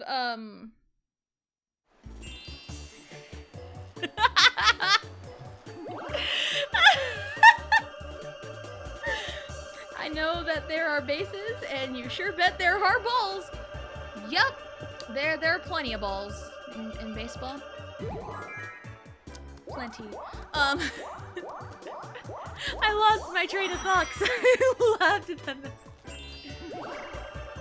Yeah, the game has changed, and it's not great. Because, like, again, like, everyone cares about, like, the home run. It's all about, you know, launch angles and, like, hitting the home run ball and pitchers throwing hard and fast. You know, talent over fundamentals. So, and I've seen people say, like, well, the Dodgers spend so much money on their players. That's why they're so good. Well, there are two teams that have spent more money on their players than the Dodgers have. The New York Mets and the New York Yankees. And the Dodgers beat both of those teams. The Dodgers beat both of those teams, so you can't really use that argument. You can't really use that argument.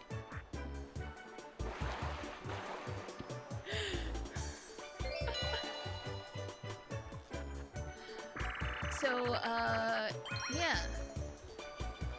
Build you a good team. Fundamentals over everything else. Like, small ball is a lost art.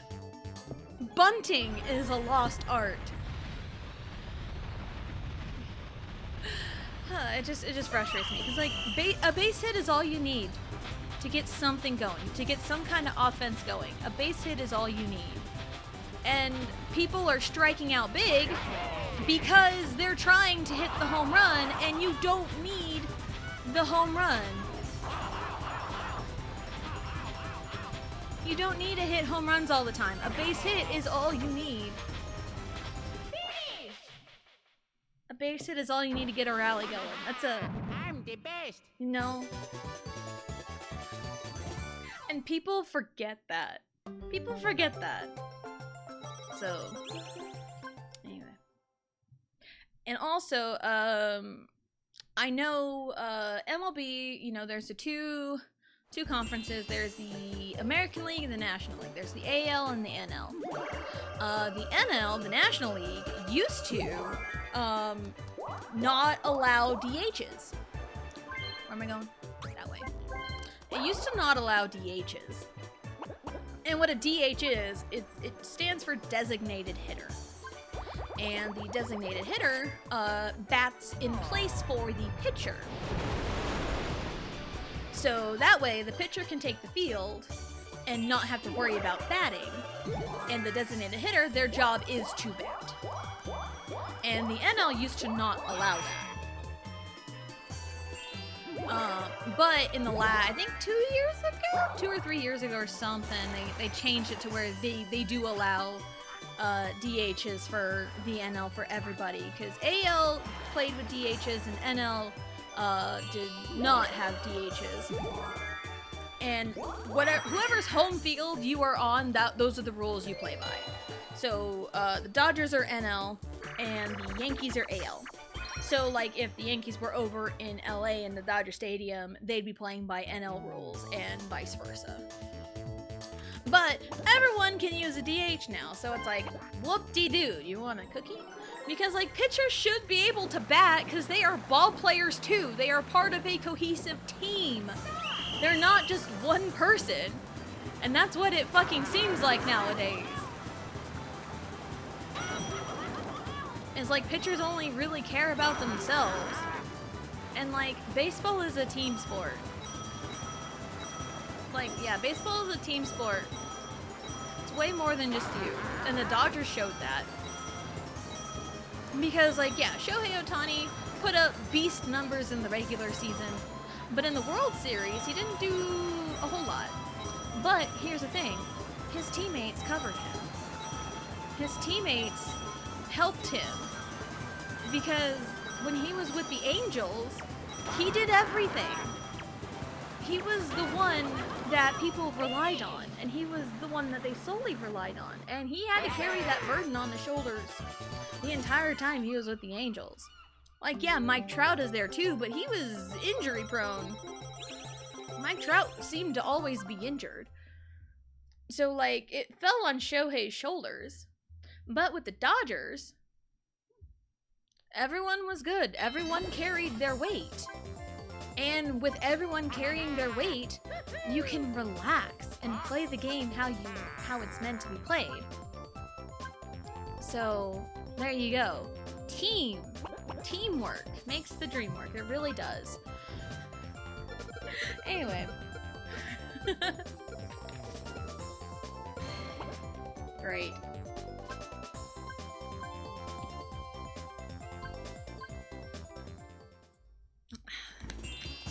Red spaces are chance time spaces.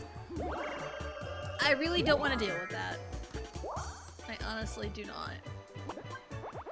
At the Copacabana, the hottest spot north of Havana.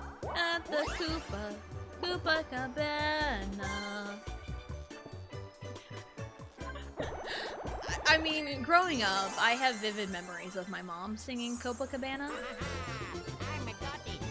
So, like, a lot of the time I play this board, it just pops into my head Copacabana, because that's what it is. It's a Copacabana. We're on vacation. At the Copacabana.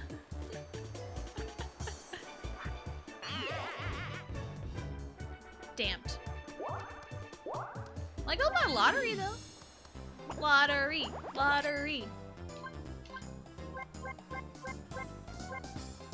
That one. Dang it. I tried. I tried and it told me to try again. So I don't know how well that's gonna fare for me. I don't know. I mean, I've won the lottery a few times. Hi, Bowser! And maybe it's gonna be Koopa Kid because I'm not talking about like the you know what. Oh, hey Bowser! Do you want more popcorn chicken? What's up? Another Bowser game? Can it be Darts of Doom? I haven't unlocked that one yet on this file. Please. Can we play darts? I haven't played darts IRL in a long time. Because I remember I used to play with my parents a lot at the bar. Because, you know, small town bar, and my parents were friends with the owners, so we were there all the time. Fuck, is Balloon Doom again? Stop playing Balloon Doom! I want Darts of Doom. I haven't unlocked it in this file yet. I want to say it was like my junior year? Or maybe freshman year. I don't remember.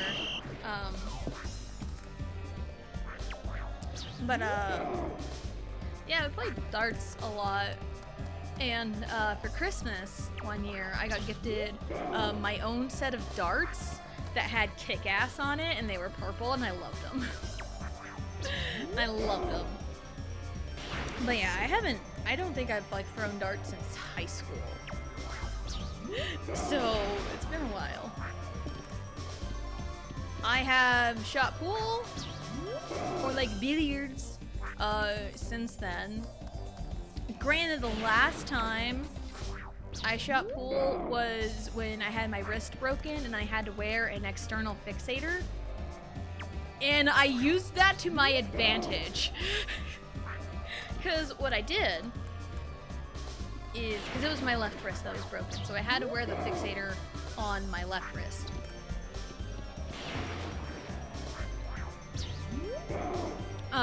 So I rested my elbow where I needed to, and I would put the stick on the fixator. So that was like my balance point. That was my balance point because I couldn't do much else with my wrist. So that's what I did, and that was in 2017, and I think that was the last time I shot pool. Because, like, my parents shot pool a lot. My mom wasn't, like, the greatest, but my dad was regarded as one of the best in the pool league that they had. So, yeah, my dad was good. He's even played in, like, tournaments in Vegas, too, him and my aunt. And also, my dad's left-handed, so I kind of can maybe shoot left-handed, kind of, question mark. But he taught my aunt to shoot pool, but my dad being left-handed, teaching his sister to shoot pool, he taught her left-handed. So while my aunt is right-handed, she shoots pool left-handed, which is kind of a neat little factoid, you know? Because, like, if you teach someone with, like, you know, certain hands or whatever, you know, they learn that, they retain that. Like, I have learned to swing a bat left-handed, even though I'm right-handed and can bat better right-handed, but I can bat left-handed if I want to. I can also swing a golf club left-handed. I can swing a left-handed club. And I'd always carried one in my bag just in case I was in a spot that was not favorable for the righties. But I also had an old-fashioned putter that's not like the big fancy modern ones. It was like you can use either side of it. And I used that a lot left-handed to like punch out trees. I did that a lot. Because I found trees quite a bit. And I remember one time I legit lost a golf ball in the trees. I saw it go up, I saw it go into the trees, but I never saw it come down. I never saw it come down. And I feel like you would know because I always use bright orange golf balls. I always use those because those are easier for me to see because I can't see the regular white golf balls. I can't. So you know it's mine if it's like bright orange. Even though that's like my least favorite color ever. But like those are the color golf balls I shot. But like I never saw it land anywhere. So, yeah, I've lost golf balls in the trees before. So, yeah. I feel like there's some things that you can probably learn with, like, the opposite hand. And it might, like, come in, haha, handy, haha. Anyway. Like, I can't really, like, write with my left hand or, like, draw or do hardly a lot with my left hand, but I can do a few things left-handed. Like, again, I can bat left-handed, I can, you know, swing a golf club left-handed. So, yeah. And I know there's a lot of people who are, like, ambidextrous, who can, like, write and draw with like their right hand and do everything else left-handed and vice versa. So it's kind of cool though to see that.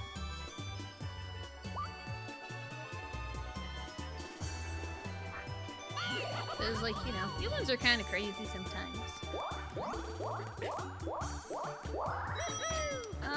I've been kind of half paying attention to this board if I'm gonna be real. I've been half paying attention.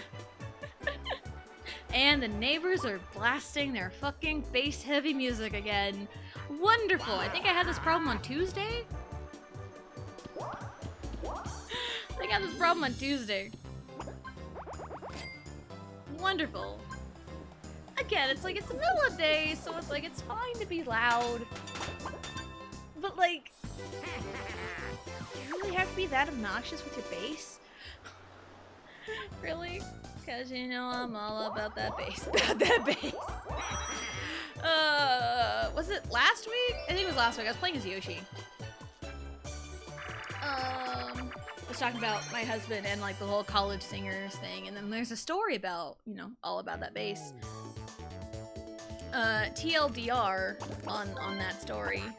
My husband was a college singers that, and it's a group of singers in college that needed to audition to get in, and he didn't have to audition because the choir teacher was like, hey, you should join. And he joined because he was that good. And for our Pops concert, our second year of college, the college singers were, one of their songs they had to sing for the concert was all about the bass. And there was solo parts for it. And nobody was brave enough to even try for that solo part except for my husband, and he was just doing it, you know, just to be funny in a way, because he wasn't afraid. He wasn't afraid to sing it just because. And he ended up getting that solo part for the concert and losing the solo part that he actually wanted and could have nailed, but it went to some guy who tried too hard. So yeah, there's a certain resentment towards that song. And like the guy he lost, I never looked up what that Avril Lavigne song was. With You? I don't remember. I couldn't think of it off the top of my head. I would have to like try and dig for it and listen to it. But it was an Avril Lavigne song, and it was a slower song. And that was a solo my husband won, because it was like one guy, one girl doing the solos. And my husband wanted that one. But because he was the only one not afraid to look stupid on All About That Bass, he got that part. And the solo that he wanted on the Avril Lavigne song ended up going to this guy who tried way too hard. His vocals were not great. And I think he like definitely made everything runs, and it was just not great. He definitely tried way too hard, and he had a huge fucking ego. Yeah, definitely a huge ego. Yeah, adding emphasis to that one, because he really did. Because I remember him. I remember hearing him sing a lot in the halls at college, and yeah, no. You know, typical inflated ego pop star. But he was a college kid at our age, so... Yeah. So there's a little bit of a resentment towards that song. Alright, we can do this. Boom, boom, boom. Dun, dun, dun, dun. And boop. And we're rocking and rolling. Maybe, I don't know. Oops. I have no idea what's going on. No, shit! I gave that to him. No, mine. It is mine.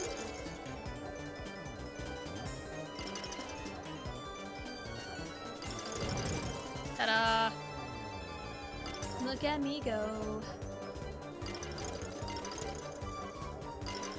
No, Wario, you bitch! Why would you do this to me? Why in the hell would you do this to me? No. I'm dead. I am so fucking dead. No, I'm not. I'm still here. Wario, please! Leave me alone! Leave me alone.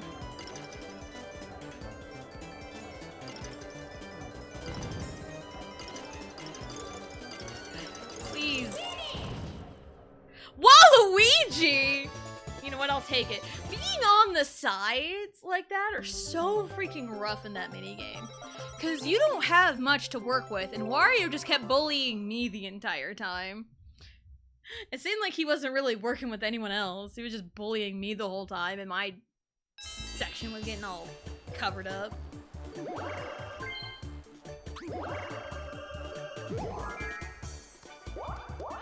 Oh, goodness.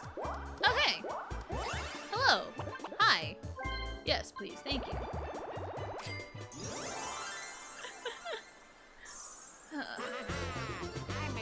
I've ranted enough for 50 years in this week alone. So I have ranted so much in the last couple of weeks.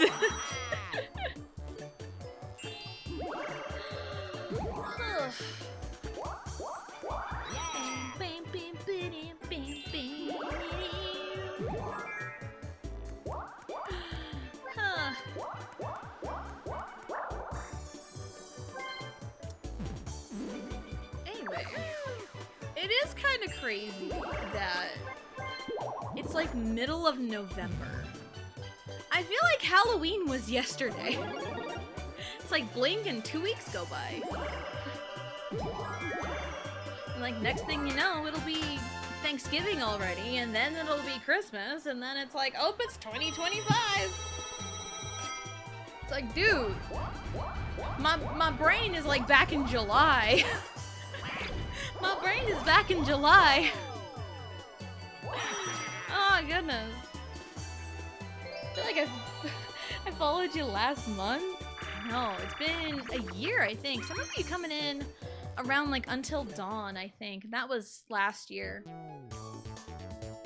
My brain is in bed. Yes. And like my brain also went to like, you know, talking about earlier, you know, Torna ending and then doing Future Redeem, which is Xenoblade Chronicles 3, coming like full circle, which would be the first time I've played 3 in like 2 years. I do remember the first time I rated Blue, which was during Xenoblade Chronicles 3. I don't remember where I was in the game, but I remember where she was, and like she had like just gotten to Juniper. Like I remember Juniper being on screen when I rated her one day. So I'm like, yeah, this person seems cool and playing Xenoblade, we love that. So yeah. And it'll be nice to go back to 3, because like I don't remember hardly anything of Future Redeemed. Like I remember like the big bullet points, you know, and I feel like I sit here and I think about it, like I'll remember things I've seen watching my husband play it, but it's also been a while and everything was like very disconjointed. Darn. Oh well, it's fine. But yeah, it'll be nice to kind of have a little bit more cohesion when it comes to the Xenoblade, the Xenoblade, Chronicles, as me and my husband joke all the time. A throwback, yeah. That was 2 years ago. Which that is also crazy. Because Xenoblade 3 was like one of the first games I played after getting my capture card. And it was really fun. I enjoyed 3. Even though I had to lower the difficulty on the final boss, because the final boss is rough.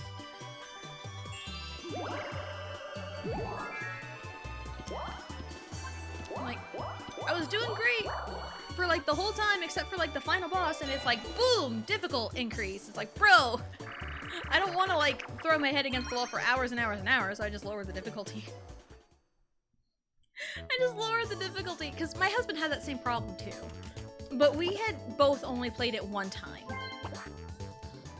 But I don't think I'm quite... Well, I don't know how I would feel about X, because like, I don't know a whole lot about X. I know it's like open world, like genuine open world.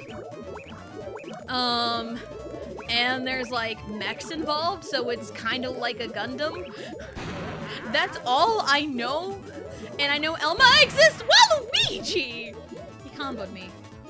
Big robos, yes. And I know Elma exists because, spoiler alert, Elma's in 2 as a secret, rare blade. And I kind of know the combat is similar to 1. That's all I really know of X, so it's like, I don't know what's gonna... I made Gihan laugh. Well, I guess I will put that at the top of achievements in life. Make Gihan laugh. I mean, I put it in the top of my achievement list if I can make my husband laugh, so yeah. We yelled, wow, Luigi! I mean, he like launched me! I mean, come on! Man, I don't know how... Because, like, with, like, open world, like, I know Xenoblade is, like, you know, open world, but, like, there is, like, linear pathing in Xenoblade as well. You can go as linear, as open as you want in Xenoblade. And, like, you know, 1, 2, and 3. But there is, like, linear pathways. And, like, a genuine open world, I have no idea how I would even like it. Because I want some kind of direction in my games, you know? I know lots of people love open world games, but it's like, I don't know, man. But like, I've seen people like praise open world games and at the same time bash super linear games. And like, linear games are not bad. They can be bad, but also open world games can be bad too. Any game can be good or bad, you know. 2 happening stars. Ayo. Look at me go. So like, I don't know how I would enjoy like straight up open world. I feel like my husband, he enjoys more open world. He likes exploring. He likes all that stuff. And like I'm gonna make it like a prediction now is because when X becomes available for pre-order, he's going to pre-order it. That information is already a given.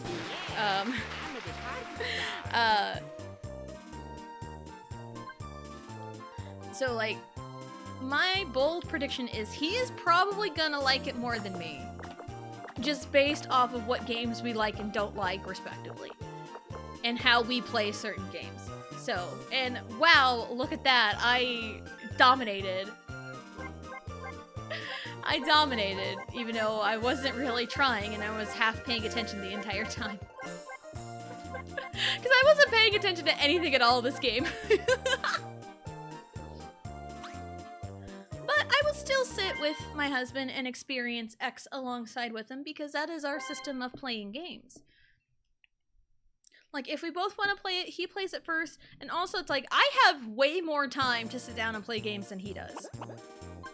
And I can also stream them. But, like, he doesn't. Especially with him not being home every night. So, like, most of his time during the weekends is, like, playing games. So, because he doesn't get that time normally. So there are probably going to be a lot of weekends spent on X, because he's probably going to put a ton of hours into the game. So, yeah. It's the Y formation. Give it to my Y.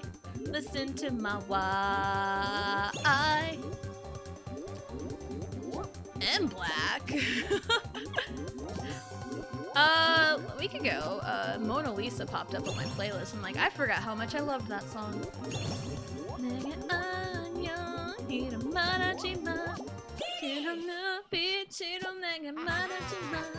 Baby say yes, baby say yes.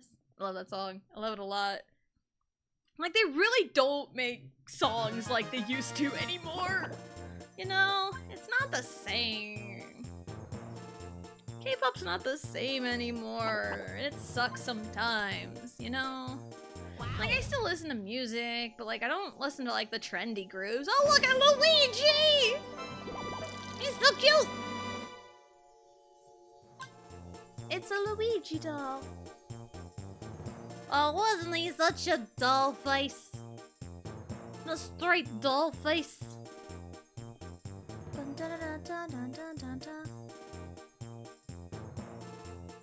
Oh, I think I kind of remember what the Bowser present is, but I don't remember. It's a little, like, workout room. Like, look at that. Like, Luigi's got, like, all the things that I do not have in my place. He's got a chair, he's got a table, exercise equipment. Anyway. Yes, I would like to Save the Game, because next up is Bowser!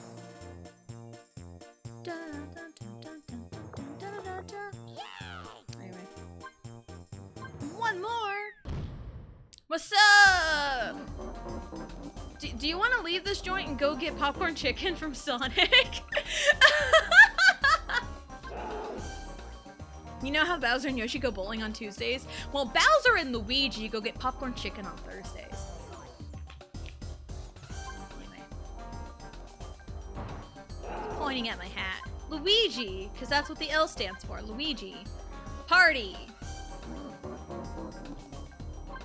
Life is a party, got energy, got a sweet room. I haven't heard that song in a minute. Oh, Toad. It's Toad! Anyway, I think once we get popped in for our gnarly party, we're gonna take a break. Because it is that time, it is the Tato time. So, yes. Anyway. I was doing the dance to that song I just sang, but like, no one can see me! Why do I do these things when no one can see me? Because it's fun. I'm not gonna let anyone tell me things are not fun. Because they are fun. Don't judge me. Go on second! Because I like having fun. And I said earlier, people who like to ruin other people's fun are no fun. So there we go. Don't ruin my fun, because then you're not fun. Because we have fun here. Have I said fun enough? Fun, fun, fun. F is for friends who do stuff together. U is for you and me. N is for anywhere and anytime and all down here in Bowser's Gnarly Party. Anyway, we're gonna take a break. We're gonna take our break. We are going to get up, stretch, go to the bathroom, grab a snack, do whatever it is you need to do, and we'll be right back.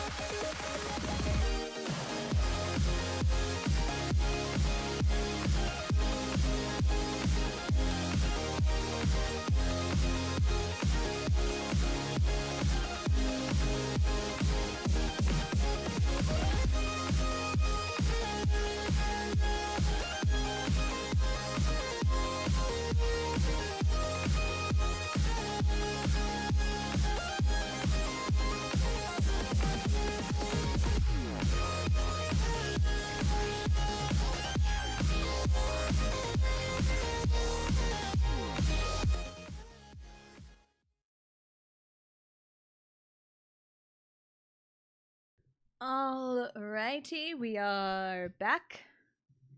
And Riley's got her potatoes. She's eating them because of course she is. Thank you for all the links, Johnny. Thank you. Thank you. Also, as a reminder, our sub goal is getting towards the end. Because if we hit 20 subs before Tuesday, I'll do the last story mode on Expert. So if you want to see pain and anguish and probably Mario Party rage, then sub or gift a sub. But if you can't, that's also fine, because it's just a fun little thing, and that's what it's supposed to do. It's supposed to be fun. Again, we're going back to fun. F is for friends who do stuff together. U is for you and me. N is for anywhere at any time and all down here in the deep blue sea. Oh, SpongeBob. What is, in your opinion, the most iconic SpongeBob moment? Now, for me, there's a lot of them. I don't know if there can be like one singular iconic SpongeBob moment, because there's a whole bunch. You know, there's the Krusty Krab pizza. The whole thing was iconic. The marching band episode is really good. Is mayonnaise an instrument? No, Patrick, mayonnaise is not an instrument. And then Sweet Victory. That's the best. Even the SpongeBob movie, the first one, that movie's really good. I had it on DVD. I had it on DVD when I was younger.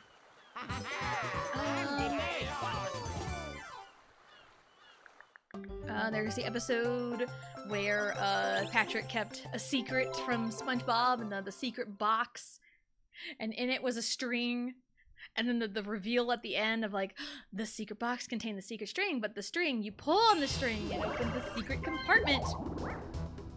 And it was like an embarrassing photo of SpongeBob at a Christmas party or something. Like that's a plot twist right there.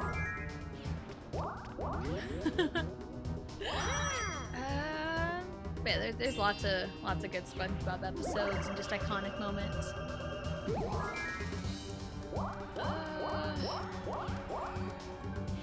No. I don't want to go to the item shop. I get to Mega.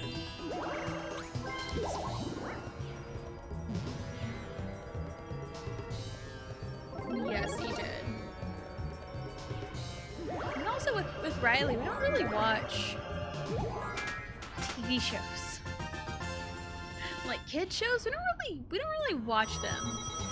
Like Riley's like seeing clips and stuff and watched, you know, some of those shows at like her grandparents' house, but like we don't really have those. Not like we don't have those, but like we don't really put those on for her here. Like I just watch like stream VODs of streamers I know are like family friendly or kind of trend family friendly, or like more like PG. So that way like I know there's like no strong language, but like there's adult humor, you know. But like I know it's safe for my children to watch. I forget what SpongeBob loses, but he has to retrace his steps and oh shoot, what was it? I know that episode too. The most important meal of the day, serving it up Gary's way. Oh, his name tag! It was his name tag. He forgot his name tag at work. And then I think it turns out he had his shirt on backwards the whole time. Can I? Butterfly? Butterfly in sky. Eye twice high. Look, book, rainbow. Did I do it? Did I do good? Did I do good? This is like herd of bears. Like swarm of bears? Yeah. Herd of bears. Yeah, I've heard of bears, but I love Dylan so much in the quarry. Dylan is amazing. He's my favorite. Yeah, I didn't kill anyone in the quarry, but I got everyone infected, and that was my goal. Ah! Blue, blue butterfly. A butterfly in the sky. I sing this every time this minigame comes up because this minigame takes way too damn long. I should have been 30 seconds instead of 60. No more Patrick's parents visited. Yes, and has to pretend to be stupid. Yes. And they weren't even his parents to begin with. Man, early SpongeBob was like the best. Come on, my butterfly. It's my Until Dawn butterfly effect. Boom. Butterfly effect. I mean, the butterfly effect is wild. Because, like, what if I didn't start to stream when I did? Because it was one of those things I had been, like, thinking about it for, like, years. I'd been thinking about it for, like, years and years and years, but, like, in my head, I was, like, so wrapped up, like, I gotta get all this, like, you know, fancy stuff. I gotta get, you know, my own mic. I gotta get, you know, a good capture card. But, like, you don't really need, like, the best of the best right out the gate. Like, the stuff that I'm even using, I got a shitty laptop that I'm running everything on. And it's like, I do want to, like, upgrade at some point. And the mic that I'm using is borrowed from a friend. It's probably just mine now, honestly. Because I've had it for years now. But yeah, I borrowed the mic from a friend. And I have a $30 capture card. Ugh. How in the world did I survive that? Oh, Yoshi, go burr. My turn, go burr. Eh. Please.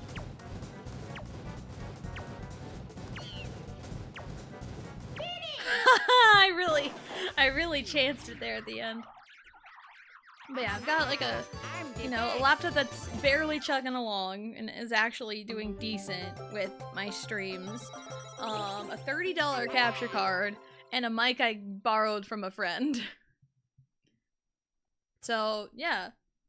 You don't have to have, like, the fanciest things to begin with. So, like, I was, like, wrapped up in that quite a bit. And, like, it was just, like, all of a sudden, like, I want to stream art. So I streamed art for about a few weeks, and then I moved on to, like, Ocarina of Time randomizers, because that's what I wanted to do. And so I streamed Ocarina of Time randomizers. I did a few of them. And then once we ordered our capture card and it came in the mail, that was when I, did like Xenoblade and stuff.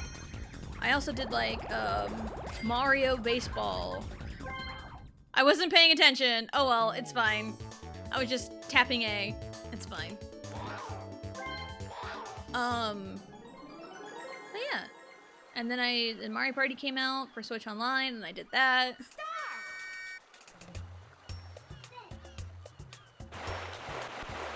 Peach jumped the gun, and it startled me. I'm like, why is she reeling in? Nothing happened yet. But yeah, like imagine if I didn't start streaming when I did. You know, it wouldn't have like, all these pathways wouldn't have branched out. So, yeah. It's kind of crazy. Like any like tiny little decision, there's like some parallel universe out there where I probably would have started streaming a long time ago and would have been streaming for like 10 years or whatever, But like, we're in this universe here. We're in this pathway, but it's crazy how like one little decision could like change so much. It's crazy. Push butterfly effect scares me. Anything I type potentially reaches and influences dozens of live viewers, plus VOD viewers, so I try to be careful. Yeah, like internet presence is no joke. Like the internet is forever, and like people take what you say on the internet and twist it no matter what you do, or like can twist it no matter what you do. So, but I try to use the powers for good because like I've gone through, we've gone through like life lessons with Tessa Jane. We've done that a few times before.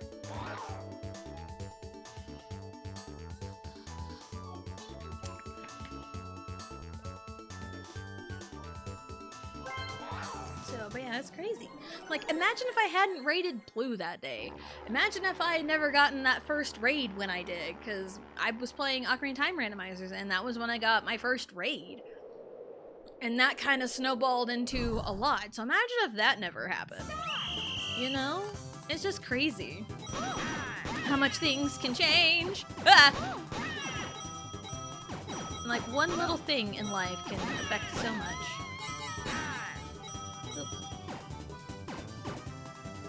Get away from me, you guys. Leave me alone. I don't want to be bothered now. Leave me alone. I just want to get my money and leave. Yeah, yeah. You know, honestly, mood. Sometimes I just want to be left alone, and I just want to get my money and leave. No matter what money it is. Because again, my skills do not pay my bills. Yeah, I went back and made that clip from last week's Friday stream, collecting the green stars in Galaxy 2. That was such a funny moment, because there was nothing going on for my husband's work, because it was like raining everywhere, and he's in the concrete industry, and if it's like, you know, cold and rainy, you're not gonna want to pour concrete, because that messes up the concrete. So it was like cold and rainy, and like no one's really doing anything, so he was home all day on Friday.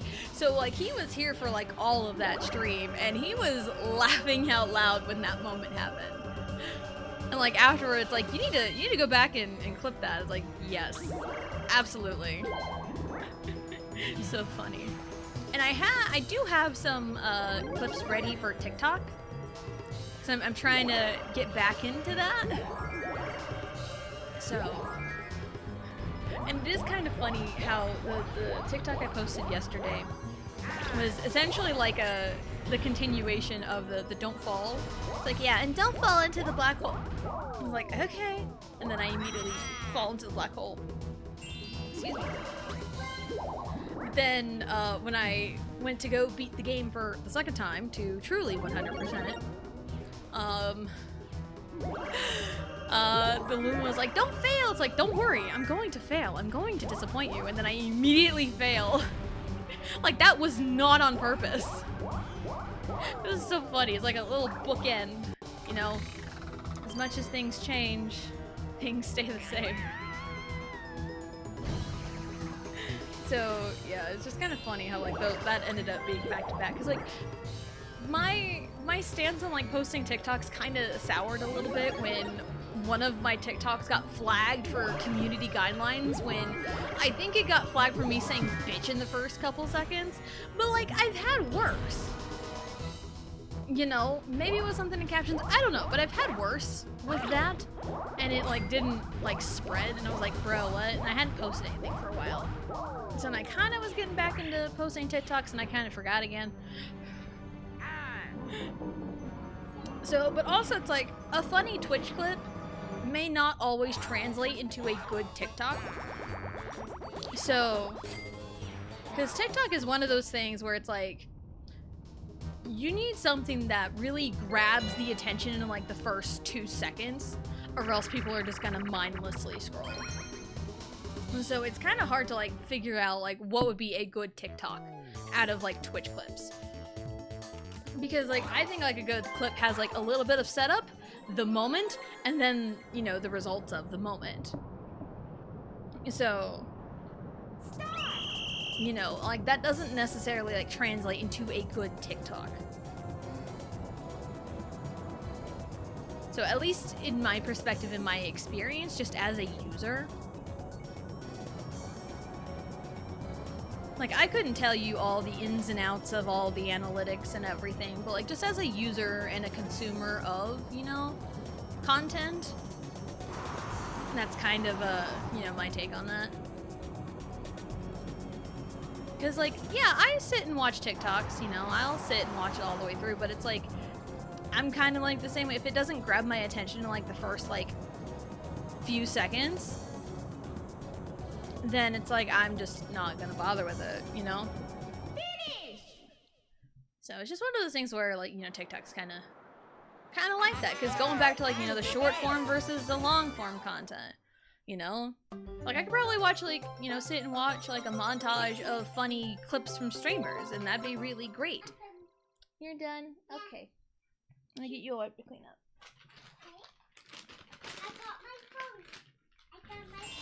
Okay, Riley. You clean up, please.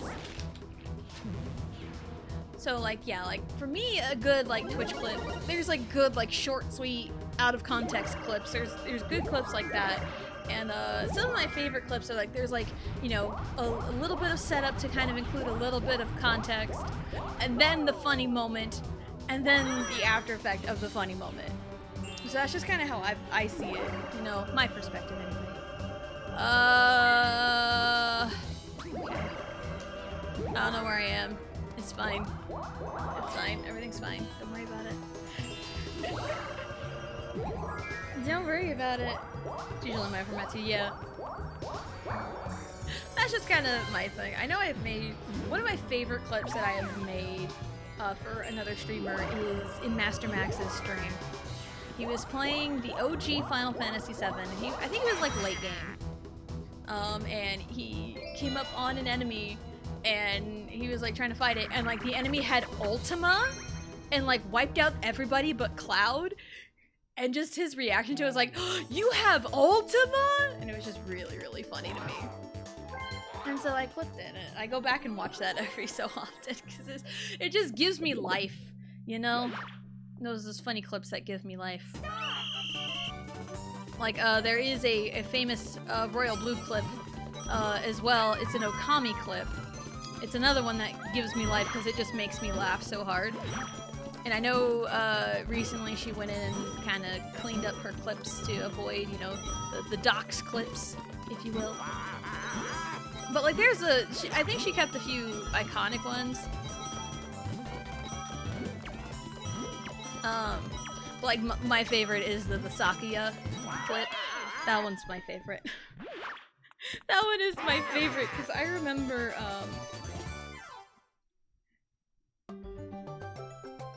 I still get doxxed. I don't understand.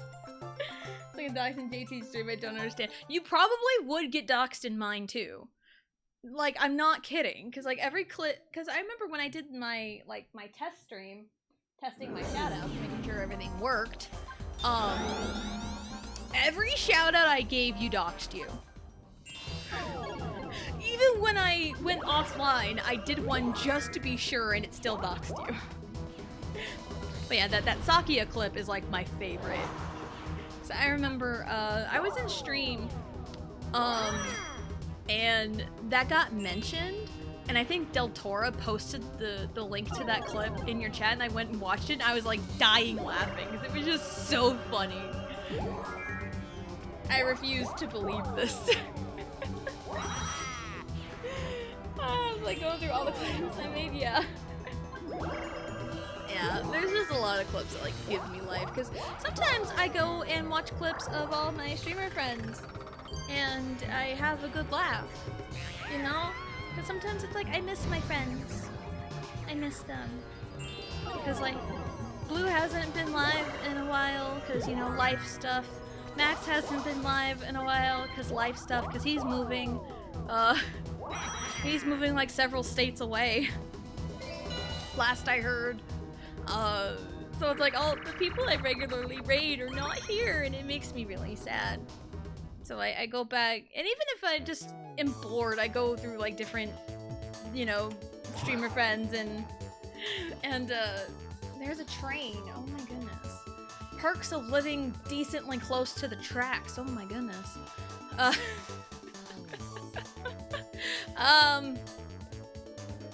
Yeah, sometimes I go through like my streamer friends and like watch their clips and I have fun. I remember going back, because I remember I did that blue summoning circle like a month ago, I think. And then it got brought up in JT's stream. And then I scrummed through the VOD to see that moment, because I'm like, I want to watch this. I want to see their reactions. And I'm like, yep, that's pretty accurate. Because, you know, Torna, Jin, you know, Jin looking longingly at Laura, you know, the good personality with the dark hair, Burb. You know? That was a very haphazard summoning circle, but like you get the point. Nice! I love that. Anyway.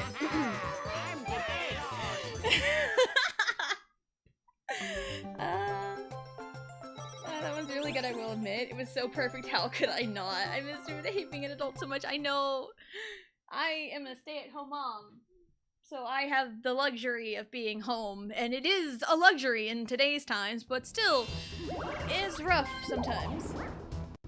It's finally almost time to start working on my 2.0 model. I'm very excited. Let's go! I know you've been posting like teasers and working on the emotes, and I'm like very excited to see how it all turns out. I'm excited. Jin looking longingly at Laura mentioned. Yes. I think after my turn, I'm going to put Riley's stuff away. And go from there. Bam. Great. All right, I'll be right back.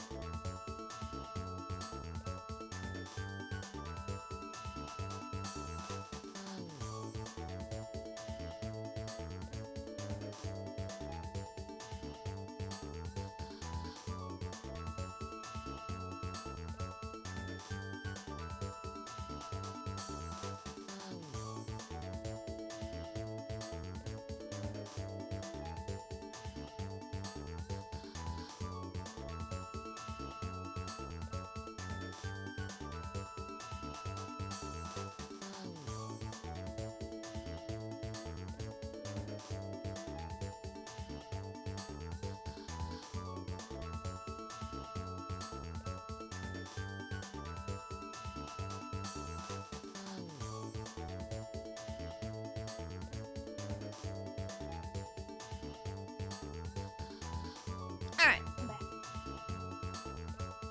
Cue it up. Okay. Got Riley a piece of candy because she wanted a piece of candy, so I got her a piece of candy. She's got a Kit Kat. Got a Kit Kat.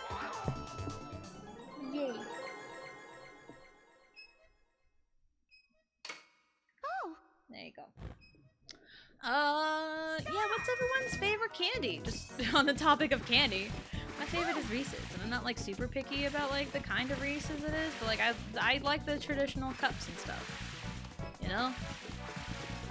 But also like the pumpkins and the trees, those have like way more like peanut butter in them, and those are also really good. Yeah, I like Reese's. I also like, you know, Three Musketeers, Milky Way, Twix, Snickers, you know, the classics. Come on! Rude. Want a piece of candy? I don't know exactly where you are. Or else I would, like, throw something at you.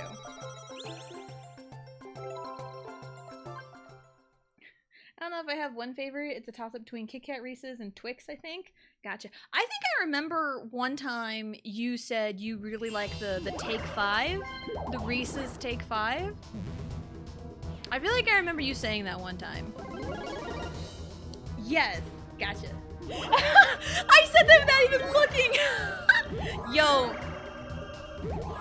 Do I know my friends or do I know my friends?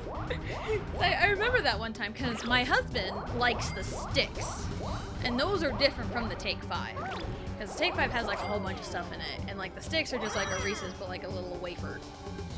So, yeah. Okay, go to drink milk. So it's fun Reese's like fast breaks and Take 5. Quantity over quality, girly. I'm getting my money's worth at all costs. Yeah, I feel like I remember hearing you say something about like ice cream too. You want like everything in the ice cream. Like, you know, you want more bang for your buck, and I respect that. I respect that. I just like more like simple flavors. I don't want to like overwhelm myself, but like maybe it's a picky eater thing. I don't know. Maybe it's just a me thing. Cause like my favorite ice cream's cookies and cream. I like Reese's.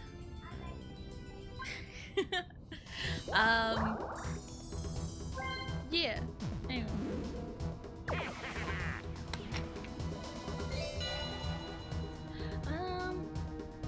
Like Milky Way is just a Three Musketeer with caramel, so I choose it over Three Musketeer because they cost the same. So I want I want the one with more stuff. I mean, I like both of them. I'll eat both of them, you know. And I totally get the sentiment too. Would you like Twix is my favorite because it's Milky Way with a cookie. I'm min-maxing. Yeah, Blue is thinking with portals here. Good job. Blue's thinking with portals here. I just eat whatever I'm in the mood for. Well, yeah, Reese's are my favorite. I like, you know, the typical traditional cups. Good job, Riley.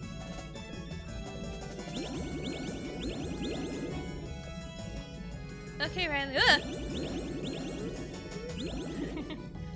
Riley is doing everything. She's streaming. She's doing really good.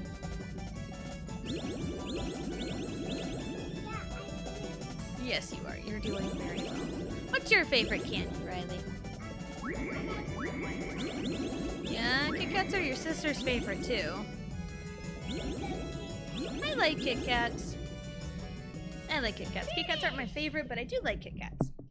I want to try like the Japanese Kit Kats because there's like a ton of different Kit Kat flavors from Japan. I want to try those so bad. I do remember like looking a couple years ago. There's like a big old like bundle of like a whole bunch of different flavors, but it's like $70. So I was like, damn. But yeah, I like simple and I like to enjoy a flavor, you know, because like, yeah, I mean, my favorite is cookies and cream. Like Hershey's chocolate, right? I don't get like the full freaking Hershey bar. Like, if I do get a full Hershey bar, I'm getting the full cookies and cream. Oh, here's a candy I haven't seen in a long time. Crunch. I haven't seen those in a long time. I love those.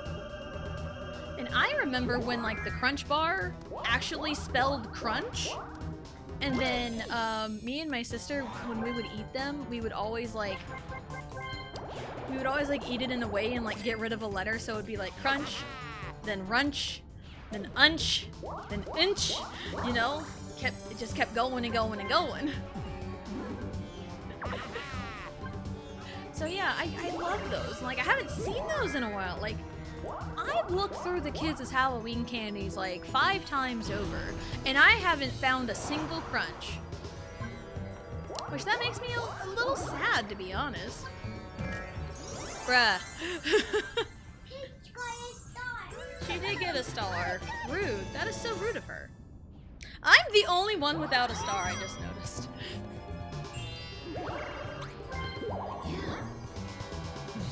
I've seen a lot of Kit Kats. I've seen a lot of Hershey's. I've seen a lot of like Milky Way, Snickers, Reese's, but like no crunch. Where's the crunch? Uh-huh. I do like the crunch.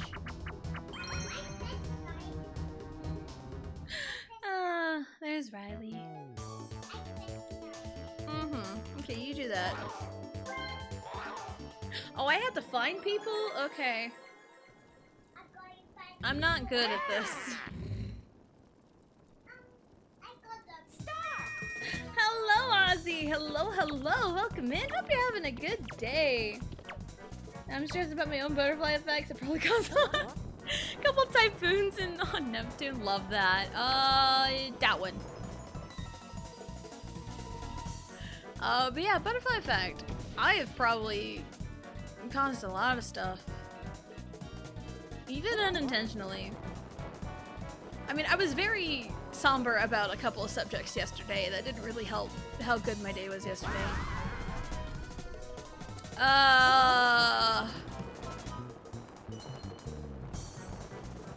Green. Wow. That might... It saved me.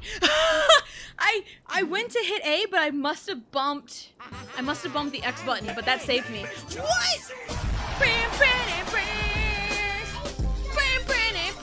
Thank you for the sub, Ozzy. Thank you. 5 months. Where does the time go? I know, man. Where does it go? I was just talking earlier, it felt like yesterday was Halloween, but no, it was 2 weeks ago. 2 weeks have gone by since Halloween. That's kind of crazy to me. I just got home from therapy. Well, hopefully it went well. I haven't been to therapy in years. I think about going back to therapy sometimes, but it's like, when do I have the time? Like, you know, it's just one of them things. Because I do remember when I first started therapy when I was in college. It's because I wrote something kind of not great in a college paper, and my English teacher noticed, asked me to go to her office and was like, hey, are you doing okay? And it was like, no, I'm not. And she recommended me a therapist and helped me get an appointment set up, and yeah. I loved that teacher. And she was one of the teachers that, like, everyone hated. And, like, oh, she's too hard on everybody. You know, everyone hates her. But, like, I always got along with her.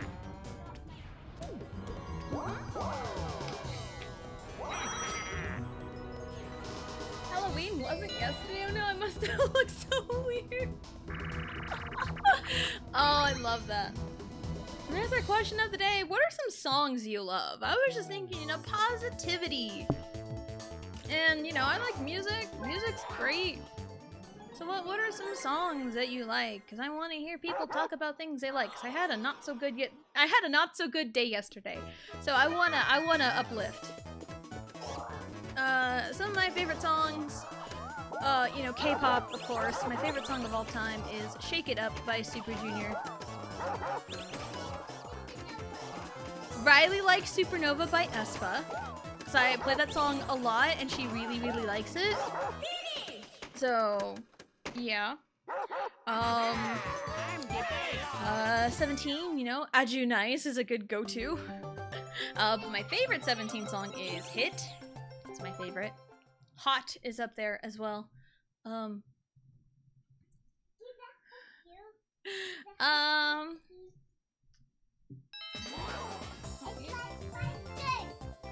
There you go.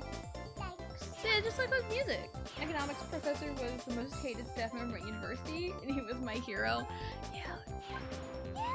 Yeah, there was like 2 English teachers that like everyone hated because everyone's like, oh, they're bitches, they're too strict on everything, yada yada yada.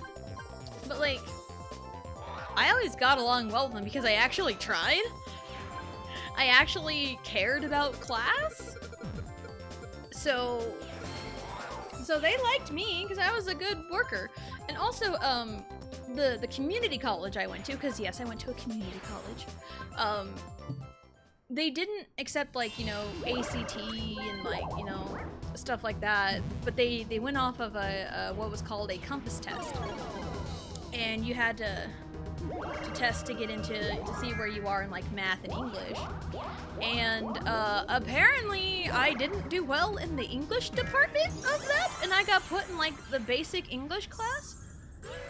which seemed kind of off because like my teacher that I had for the basic English class was like, you shouldn't be in this class. And I'm like, because I know like basic English and intermediate English don't count towards like your credits, but it's like in my brain, I was like, I probably ought to just like take them anyway, just to kind of, you know, refresh and make sure I know what I'm doing. Even though like the teachers I had for both those classes were like, you shouldn't be in this class. You're too good. You're too smart for this. So like with math though, I was kind of in like an intermediate math like before college algebra. But like I didn't take a math class my senior year of high school. So because like when I was a senior in high school, I had no idea what the hell I was doing in my life, and I really didn't want to go to college. Like I didn't even know if I was gonna go to college or not. Yes. There you go. There you go.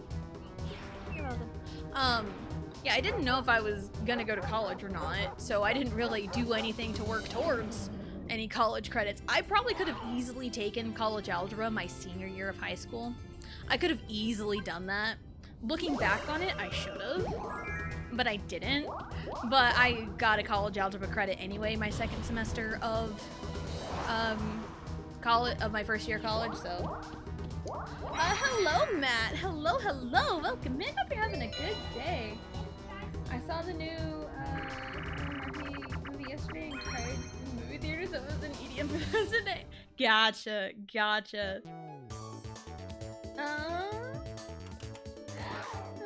Butterfly effect, partner crime. Matt, definitely not a fan of that subject. Yeah, and random line from fanfiction. What I do is I've written a lot of fanfiction in my teenage years and also adult life.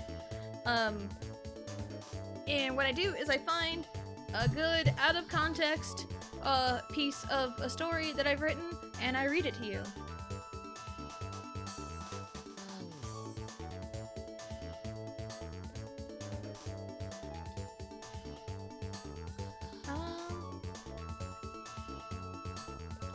Let's see.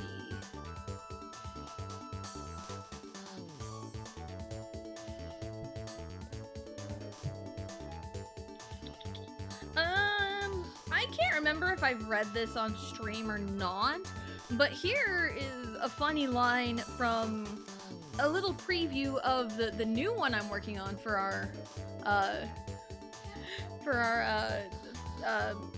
follower goal. Goodness. This is in the Royal AU fanfiction for our upcoming follower goal, so here's a little preview of it. Even then, it wasn't really a confrontation, Yura chimed as she leaned on the back of the couch. His guard got to me first, and he about pulled my hood off. Other than that, nothing really happened. But imagine if that was the beginning of some amazing and wild romance, Taehyun borderline squealed with excitement. With who, the prince or his guard? Yura sarcastically stated with a scoff. Why not both? There's no shame in that. Plus, they could be into that. We don't know, Taehyun replied with a shrug. Taehyun! Yura scolded as she whacked him upside the head. I love Taehyun. But yeah, there's your random line from fanfiction, and that is in the upcoming fanfiction once we hit our follower goal. I need to get back to work on it. I want to. I have it in my brain what the ending is. I just need to do it. I went from theoretical physics to economics and finally marketing. Nice. Nice. Whoa, nice. I found my educational watershed level. Gotcha. I've really been getting into One Piece. Ooh, One Piece. Me and my husband started One Piece months ago. And it's daunting, but it's good. Opening We Are makes you cry. It's so beautiful. Love it. Yes, and that is I just binged all my channel points. Nice. Aju, nice. I stretched earlier, so I should be good.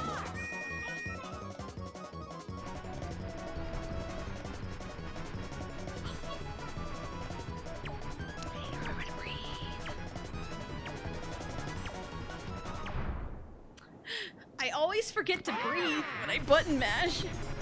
Song recommendation. Oh, this is gonna be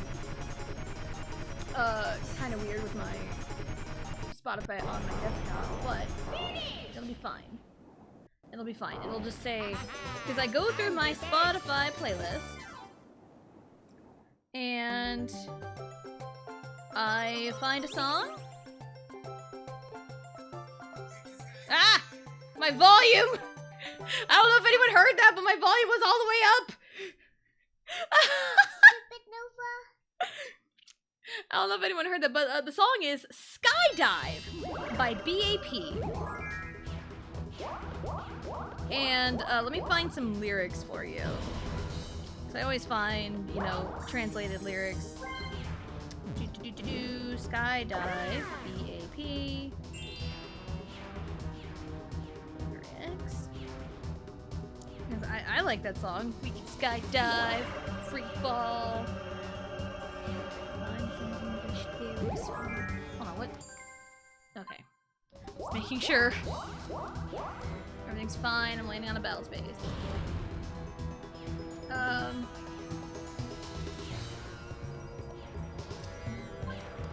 Let's find.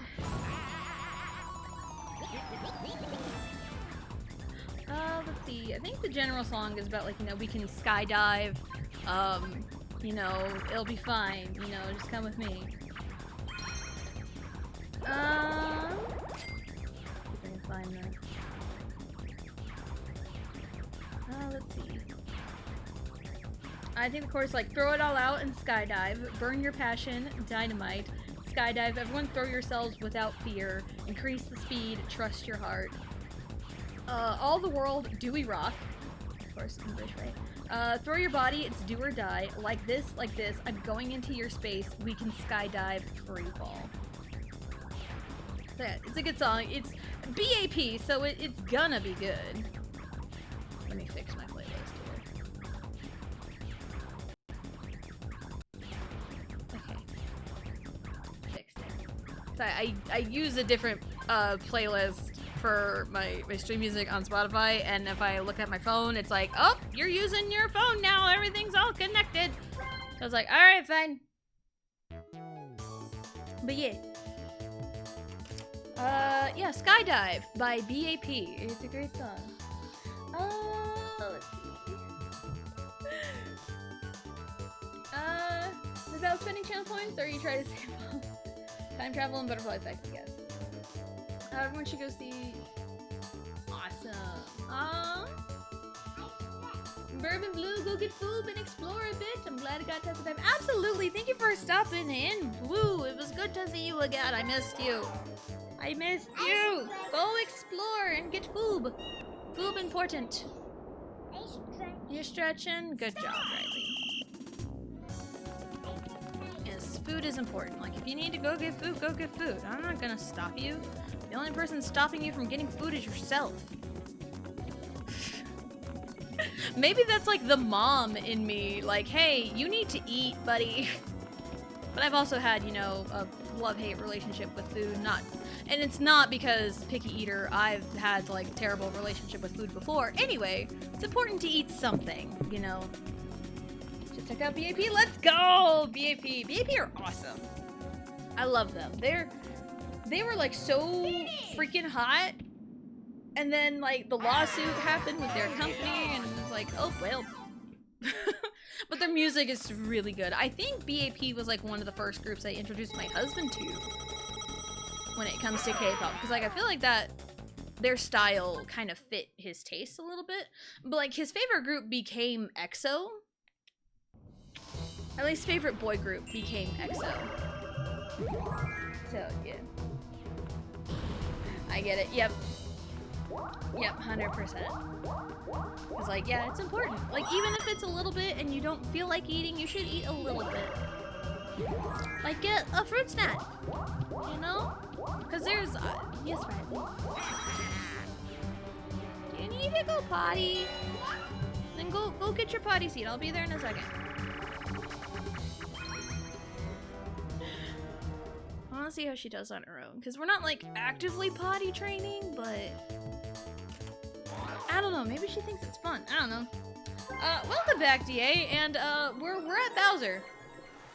We're at Bowser.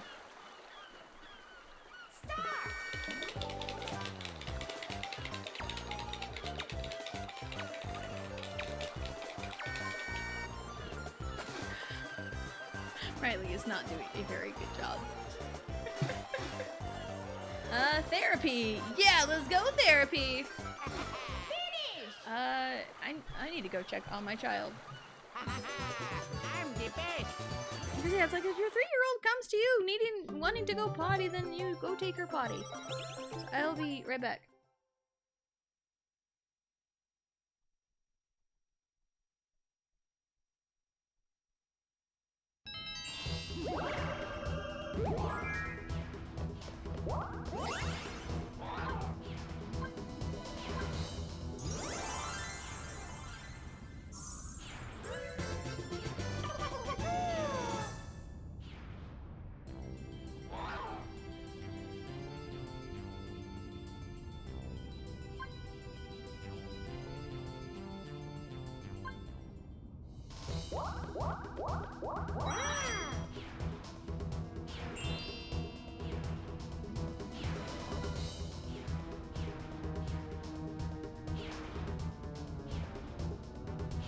Sorry about that. Yeah, that got sniped from me. Where did it go? It's down there. Okay.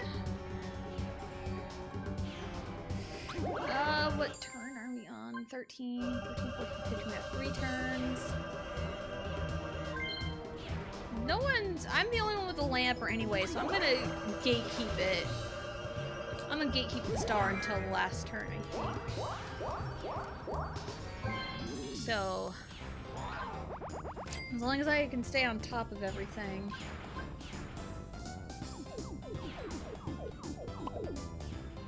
Let's see. Really low spirit today? No worries, Johnny. No worries. You go take care of yourself. Because that is super duper important. Go take care of yourself. And thank you for stopping me. Much appreciated.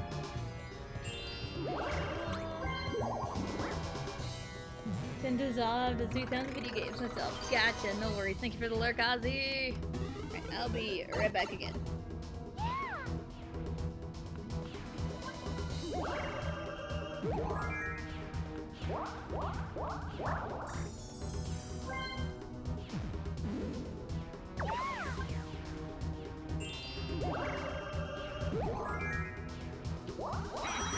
And his name is John C.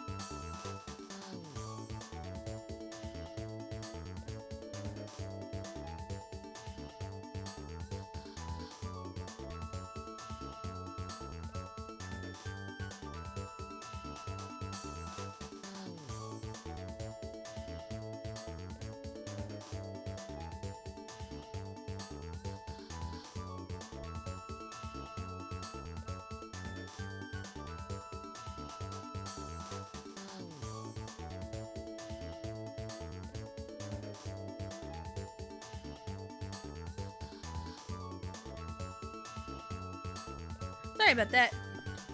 Hashtag mom things.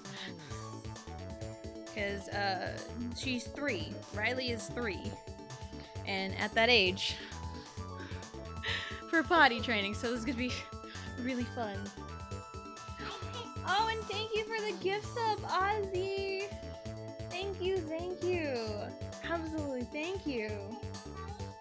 As a guy who likes K-pop, I've had some people call me gay. I'm not, I just love the music. Exactly! Like, it's music, and it's music for everyone. There's something for everybody. That's the beauty of music, I think. Cause like, yeah, I'd say I have, you know, turned my husband to the side of K-pop. Cause like, there's groups that he likes and songs that he likes, you know. There's songs that I don't like and he likes, you know. But like, we've also known each other for 10 years, so like, there's nothing wrong with that, you know? Let people enjoy things. And that's the thing about life. Let people enjoy things.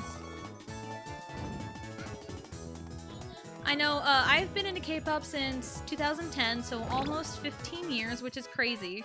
I've spent like damn near half of my life listening to K-pop, so it's crazy.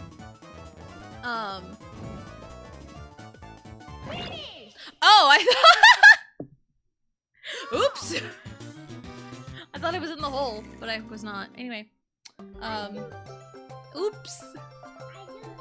It's okay. I heard my weed chugging along. Okay, no, I can live with this. I can live with this.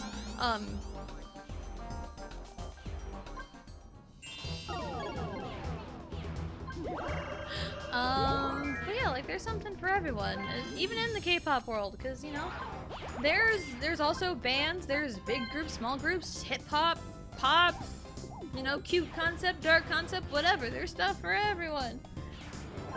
Never made an insult. It never made sense to me. Yeah, I know. It's never made sense to me either, because, like, dude, like, if you're a guy that likes girl groups, cool. If you're a guy that likes boy groups, also cool. If you're a girl that likes girl groups, boy groups, whatever, you know, cool. I just like the music. You know, I've always liked the music. You know, I don't think I needed the mini mushroom turtle one, honestly. I kind of give up dating level to marry anybody. Aw, I'm so sorry. I just want to get why being gay is the insult. It has nothing to do with anyone else. Such a weird thing. Yeah, I mean, that's such a 90s thing too, because like that was like the insult. I was like, oh, is that stupid? That's gay. You know, that was like the insult when I was a child. Like, is it okay? No. Is that what we said? Yeah. And it's like, people still use it like that. It's like, dude, really? I'd rather be gay than be a miserable person. Boom, Jared's got it right. And hello, Jared. Hello, hello. Welcome in. Hope you're having a good day. Was looking for a bit. Gotcha. Gotcha, but hello. The official hello. I'm lurking too. I always do this. Yes. I lurk in a lot of people's streams too. You want to win today? Well, we're gonna win today. We're gonna do it. Yeah.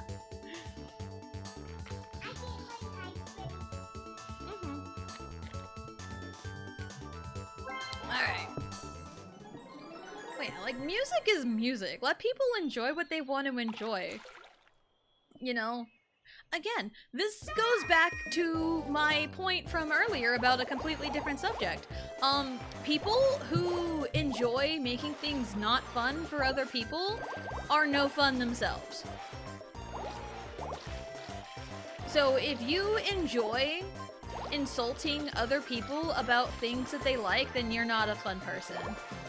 That is what bullies do. And we do not stand bullies in this house. We do not. We crushed it.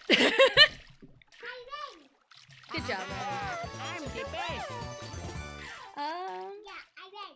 Find someone to keep. Yeah, it's best not to dwell on it, because like I was like that before meeting my husband, because I was very much like that. Like in high school, I had one boyfriend in high school, And that lasted 4 months, and he broke up with me over Facebook message. And for a while, I was convinced I was gonna be forever alone until I met my husband. But then there were other emotions surrounding that because, like, hey, he's a cute guy that is actually giving me the time of day. Oh my goodness. And it's like, oh my god, we have things in common. But then it's like, oh, he has a girlfriend, of course, right? But then a few months after we had met, he broke up with his girlfriend, and then about a month or so later, we got together, and then here we are. 2 kids and a marriage later.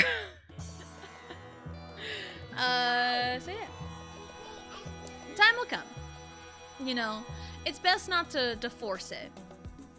You know, like, don't force it, but don't dwell on it either. So, there you go. Life lessons with Tessa Jane. Because yeah, I really was convinced I was gonna be forever alone. I didn't go out and do much. I wasn't like interested in anything. You know, I was into K-pop, so of course, right? I kept my K-pop idols and wrote my fan fictions. Yep. And, you know, I just kept myself a lot, like, until, you know, meeting my husband in college. And, like, you know, the game changed. Too much for a happening space. I kind of wanted the happening space. Dang. Oh, it's fine. But, yeah. Yeah, it's best not to dwell on it because, you know, again, your time will come. I know it's kind of a boring cop-out statement, but, like, it's true. You know? Unless you are 8-Ball being a meanie. Yeah, the only person allowed to be a bully is 8-Ball, and I can't do anything about it. Unfortunately. Stupid fucking bass again! My neighbors, man, and their music and their bass. Ugh. Anyway, dating myself but considering seeing other people, I haven't told me yet. Gonna be a hard talk. Yeah, I'm cheating on myself. How do you do that? How do you cheat on yourself? I don't... Unless you've got, like, multiple personalities and you're, like, 2 of your personalities are dating each other, that's, like, the only way that would, like, really work. You know? And I'm not trying to make light of people who do have multiple personalities, but it's just, like, it's a morbid curiosity thing, I think. Like, do people with multiple personalities have their personalities date each other? Or are they aware of each other? You know, it's just one of those things where it's like, I want to understand it, you know? I did take an abnormal psychology class in college. So I do know a little bit about some of these, like, you know, mental illnesses. And I know a lot of them are no joke, but, like, a lot of people joke about them all the time. It's like, oh, I'm so bipolar, when you just have, like, regular mood swings. It's like, oh, I'm so OCD, when you're just regular organized. It's like, dude, really? Nah. You don't know true bipolar. You don't know true OCD. You don't know any of that. Because there are people out there with OCD, diagnosed with OCD, that cannot leave the house until they do, like, a routine that they double check and make sure, like, the keys are in the right spot, like 7 inches from the door, you know, exactly 7 inches, and it's like, oh, I have to wash my hands like 3 times in a row or else everything's just gonna be dirty. Stuff like that. That's real OCD. Not the, oh, I'm so organized and I am so mad if everything's not organized. That's not OCD. That's you being a pretentious asshole. You know? Anyway. Had to read that a few times before I got it. Yeah, a complicated relationship, I would imagine. Monogamy is the act of marrying yourself. I didn't know you could marry yourself. Me and myself aren't ready for that kind of commitment. I mean, marriage is a huge commitment. Again, speaking from experience, I've been married for almost 10 years. I have been with my husband for 10 years. We have been together for 10 years. And we have been married for 9. Turn, you bitch! Turn, you bitch!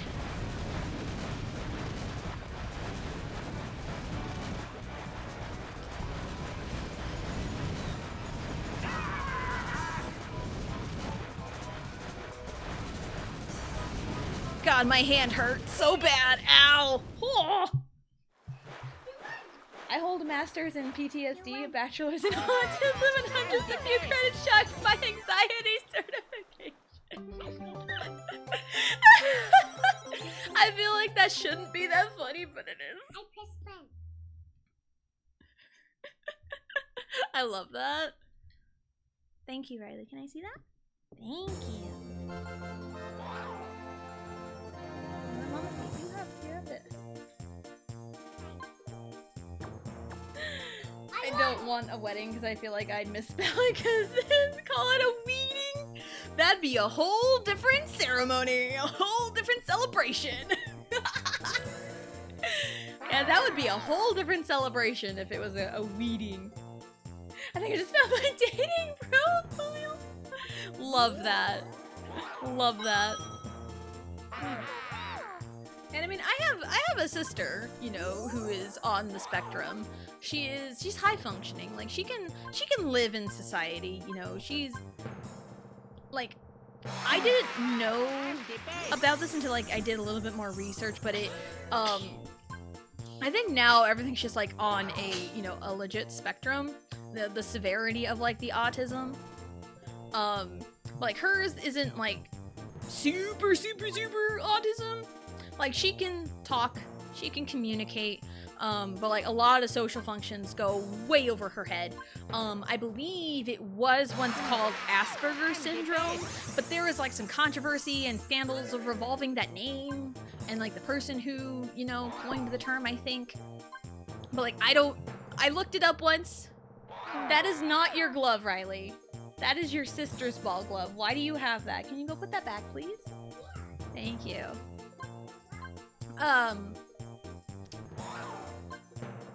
But yeah, but like she does have, you know, she is autistic.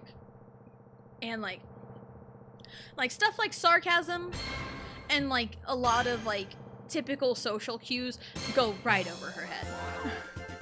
So sometimes joking with her backfires because she doesn't get it.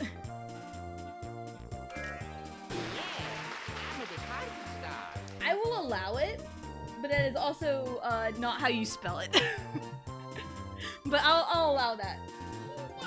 High functionality, I went for the Asperger's diagnosis, but that's a tough one to get. Taught myself sarcasm by watching sitcoms. Yeah, and it's like over the years, my sister has gotten better at picking it up, but I feel like a lot of the time it does seem like she's like self-aware of what she chooses to lean into or not. But like, I don't know that for sure.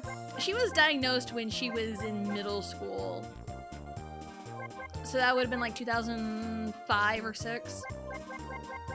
But yeah, I won. Suck it, Yoshi.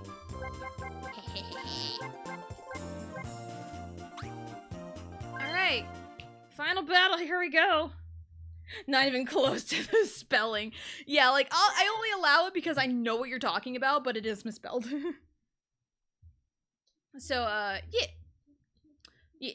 So, like, I've dealt with people, you know, at least that much on the spectrum. And I have seen kids that my kid goes to school with that, whether I know they are, like, officially diagnosed or not, I have no idea, but they do, you know, it's one of those, like, their actions in a way, and I've seen some non-verbal kids. I think my kid played ball with another kid who was non-verbal. So, but like, they're kids. Let them be kids, you know? And it's like, people are different and have different levels of functionality, but they're still kids. Let them be kids, you know? Anyway. Blame spell check, fair enough. Was she undiagnosed through childhood? Probably.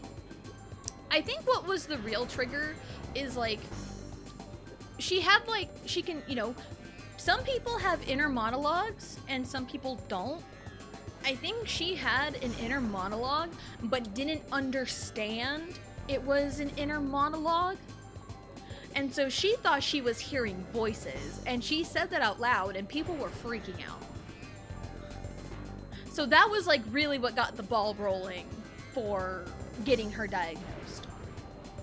At least that's what I remember. I'm only like a few years younger than her, but like none of that was really taught to me and explained to me before, you know? But, yeah. Cartman put beef burgers down his trousers. Yeah. Yeah, it's hard to diagnose. You know, it really does sound like it, because, like, it's not like they're super high functioning with, like, everything else. You know, it's just, like, the one little aspect in your brain. So, that's why autism is a spectrum. And high functioning is... Because I used to get this confused. High functioning is essentially their ability to take care of themselves, like levels of independence. That is high functioning. Low functioning is they have trouble taking care of themselves and need someone's help to get through life day to day. So that is the difference of high functioning and low functioning. Because my brain, when I first, you know, heard those terms, high functioning and low functioning, my brain was like, oh, high functioning is like the level of autistic. So I thought it was like the reverse, and low functioning is like, you know, the level of autistic. But like, no, it's high functioning is how well they function in society. So yeah, there's a difference, and I didn't know that until like a couple years ago.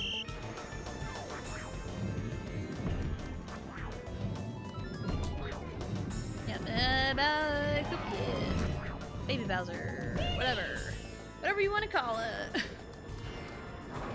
So yeah, like, while I am not on the spectrum myself, I am not diagnosed with anything. I do not have, even though TikTok likes to tell me I have ADHD, but I do not have ADHD, at least as far as I know. But like, nothing impedes in my day-to-day life for me to warrant to go get a diagnosis, and also that is expensive. I don't have that kind of money, but like, nothing impedes on my day-to-day. Ow. And playing as Luigi. So like, if something like impedes on your day-to-day and it's really concerning you, then that's when you should, like, you know, go to a therapist or, like, you know, a professional to get you diagnosed. Because like, getting you an official diagnosis is tough.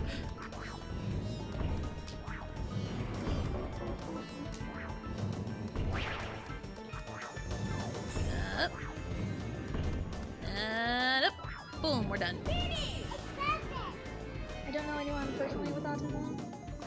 May know someone and not realize it? Yeah, 100%. That's how, like, well disguised people. I think it's called, like, masking. People can, like, mask very well. And, like, sometimes it's, like, you know, you can maybe kind of tell, but sometimes you probably have, like, no idea. You know, like, I'm just cool with people. People are people. You know? I think sometimes I can tell with how, like, blunt a person is. Because I feel like autistic people can definitely be very straightforward. And you know what? Sometimes that's a good quality to have, is being very straightforward. Riley, no, I got it, please. Mama's got it. You got this one. It was very, very kid shocking, I know. I mean, same. My mother was tested while she was going to therapy. Gotcha. Some people are weird and tend to be my favorite people. Exactly. I mean, I talk to myself all the time, but, like, it was nothing to, like, warrant, you know, seeing a diagnosis for. Granted, there was one time, there was one time where, where, I was reading video game text out loud.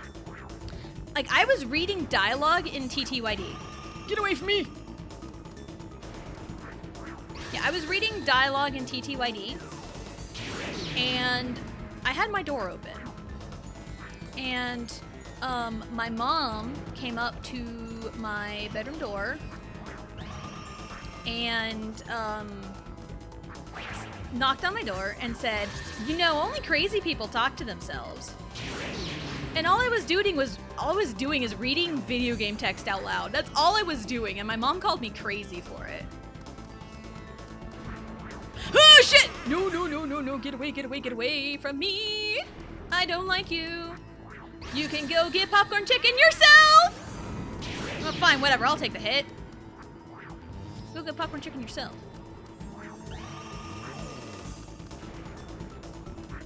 No! Oh god. Help me, help me, help me, help me.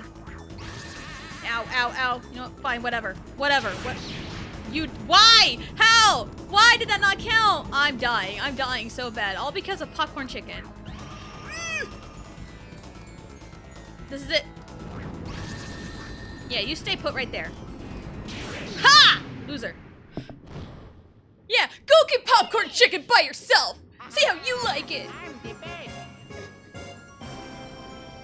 I think that's the most I've been hit through one of these. I did win, thank you. You did it. The right Twitch chat. Exactly. I love the weird people. Some people can get a little too weird, and if you are too weird, no. You gotta be like the right level of weird. But I know who to keep around here. Thank you, DA. Thank you for the GGs. Popcorn chicken sounds good. It does. It does. I think I haven't had popcorn chicken in like a couple weeks. Maybe I'll do that for supper over the weekend or something. I don't know. Twitch should let out the weird so I function better in society. Seriously. That's actually a pretty good way to do it, you know? Happy birthday, Luigi! Happy birthday! We love Luigi around here. We stan Luigi in this house. What is... Oh! A Bowser television! A good close-up of Bowser's face! Did you see that? It was like the 3 frames of Bowser, and then one was like super duper close up to his face. Oh, it was so good. It was so good. I love that. I want a Bowser TV. I want one.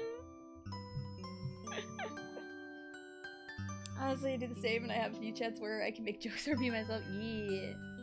Absolutely. What is popcorn chicken? It's essentially like chicken nuggets.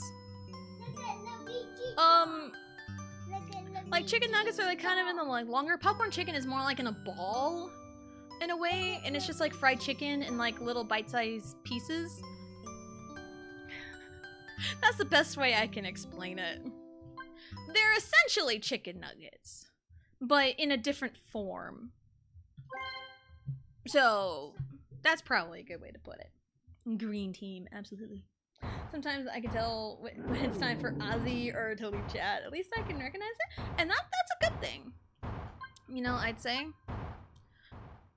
Like, I know, like, society is like, people should just learn to function normally, but I feel like people should at least be educated on certain things and how to, like, maybe spot disabilities, or, like, even just know some disabilities don't affect you physically. You know, because there's a lot. I've heard so many stories of like people with like guide dogs, or have like handicap placards, or like, you know, little tags, so they can park in handicap spots, or, you know, whatever.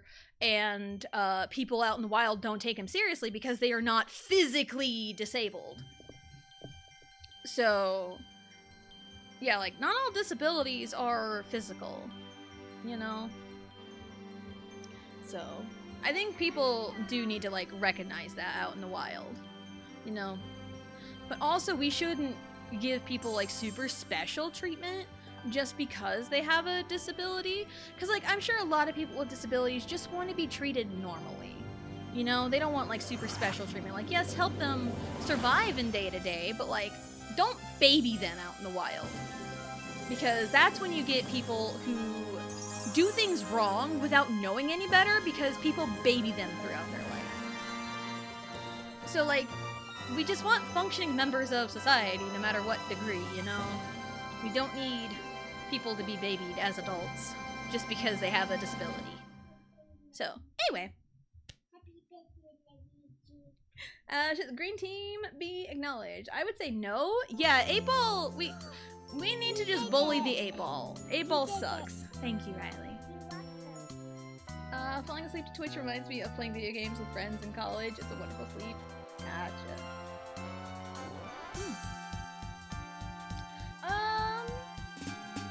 Tiny beautiful pieces of chicken deep fried, size of popcorn. Yep, popcorn chicken. There you go.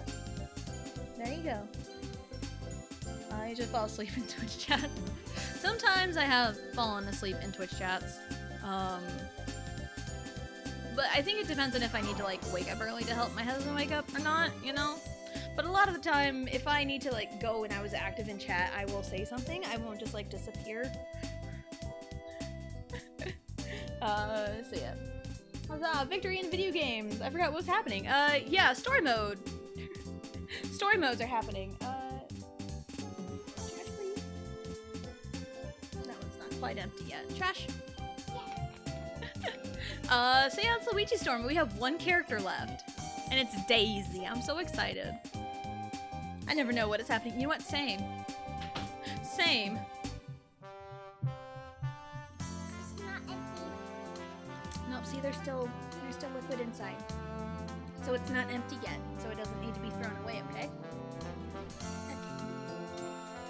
It's better that way. Yeah, like a lot. I don't even remember what happened in like the Koopa board I did, because I even said like I totally blanked. I don't even remember what was happening. I wasn't even paying attention. And I like won by like 4 stars. I won by like a crazy amount. And I was kind of half paying attention to Bowser too. But I managed to win because I was like, oh hey, Yoshi's up by 3. I have a lamp. I can get 1. And I have 2 of the 3 bonus stars, so I'm good. I'm good, so that's just years of playing Mario Party, though. That's just years of playing Mario Party. But yeah, you know, life lessons with Tessa Jane. Riley, where'd you go? Okay, don't go in the bathroom by yourself like that, okay? Okay. Riley just disappeared around the corner and I have no idea where she went. It's like when I'm walking there, I go into mode, suddenly I wake up and now I'm like, how did I get here? You know what, that's fair. Look at them! Look at all these cogs! I think that clip popped up in, I think, a Max stream, one of the last times I rated them. And like, that clip had never popped up in one of those shoutouts before, so it was just like, oh my god, this clip. Look at them! Like, if you go back and find that clip, you can hear the pause right when I say, look at them. And then there's a pause. And then I just full on say it. It's like, I thought about it. It's like, I said it, I thought about it, and then I went full send on it. It was really funny. And there's our question of the day. What are some songs you love? On your butt, please. It's not ending right now. The credits are still going. We'll get there, okay? It's not quite time for that yet. Some songs I love. I mean, my favorite song of all time is Shake It Up by Super Junior. A song I've been listening to a lot lately is, I forgot the name of the artist, but the song is called Tale of the Shadow, or Tale of Shadow. It's like a pirate sea shanty type thing, and I really like it. I really like the song. You know, Supernova by Espa. Hello. Supernova.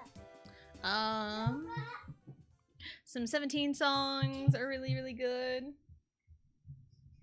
You're like, fucking, I'm saying this. Yep, 100%. I just went full send on it. Like, I'm just gonna say it. You know, sometimes it's like, I say things without even thinking about it. And then there are some things I say knowing full well what I'm saying. There's the look at all these cocks. There is Thick Liquid from Final Fantasy VII Remake. Yeah. Yeah, we Save the Game. We Save the Game. Alright, and as per usual, and I say per usual, except for the first time, that was an anomaly, we're gonna pop back in. We are going to pop back in because I started with a brand new file, a clean file. And every time we have completed someone's story mode, we have popped into the present room and we have viewed all their gifts because there's little flavor text with the presents. So we're gonna pop into Luigi's present room and see what they all say. All right, you're in the presser room. Yay!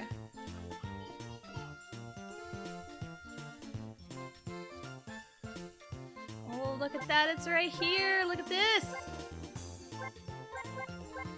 All right, we've got... This is Luigi's air bike. It shows you how many calories he's burned. 0! You know what? Same. Damn, it was... The game's really taking shots at Luigi, huh? I mean, I'm sure I have, like, you know, burned calories and all that. But, like, damn, game. This is Luigi's table. It's fashionable, but not very functional. Like Luigi. Holy shit! The game is taking shots! What the hell? Game, come on! What is this? What is this? This is Luigi's chair. It's not very comfortable, but it sure looks neat. I mean, that does look like a nice chair. I mean, again, something I don't have and I'm currently not sitting in right now.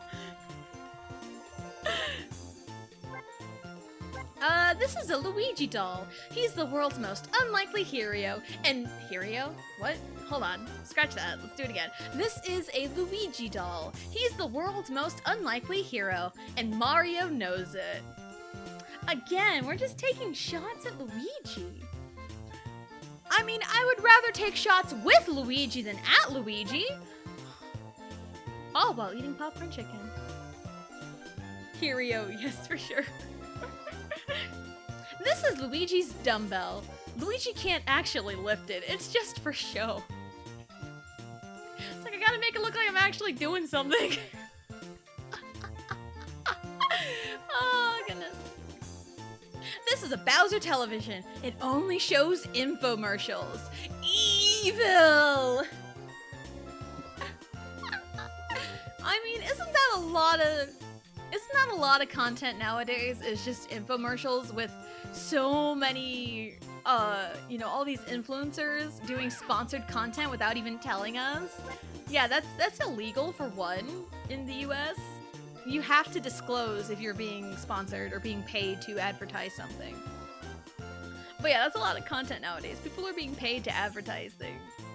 A Luigi constellation!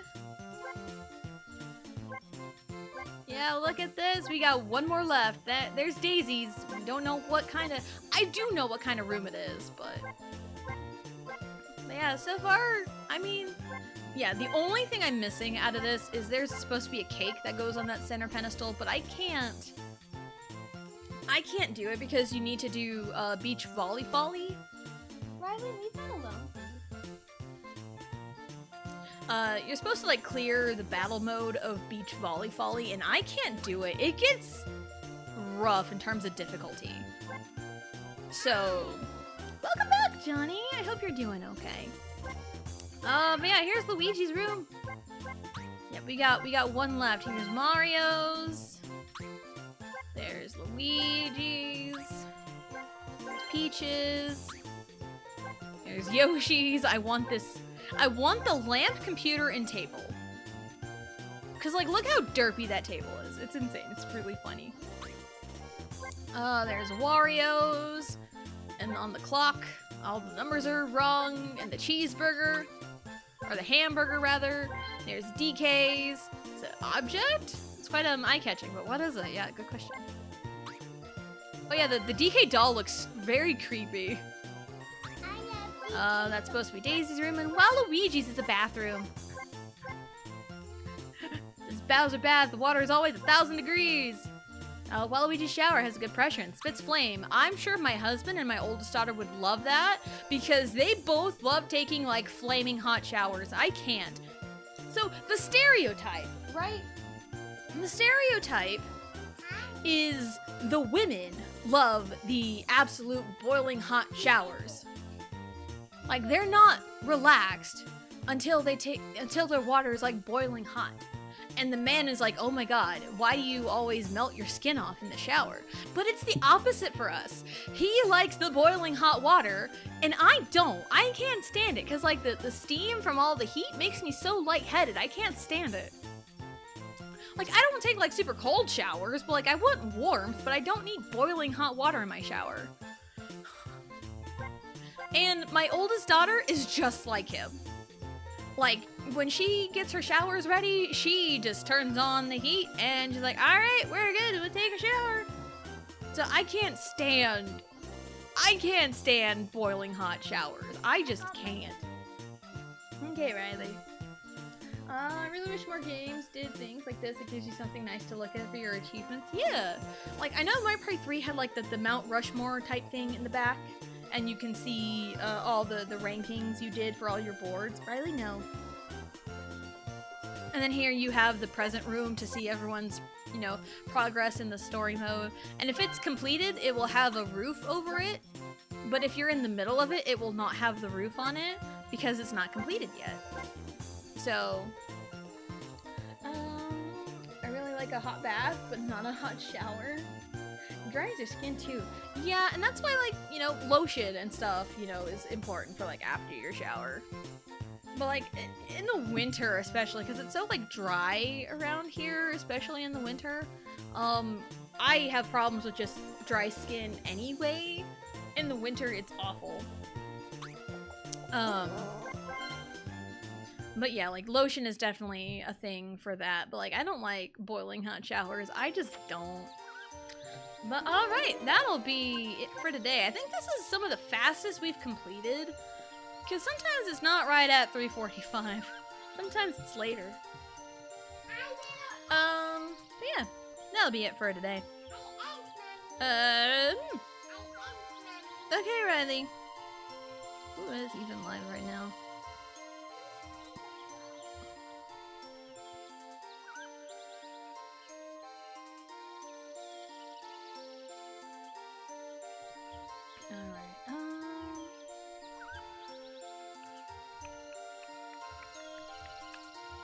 Yeah, again, the regular people I raid are not live right now. Matthew the Kingpin, hello, welcome in. Hope you're having a good day. I haven't raided you in a minute. Let's see what you're up to.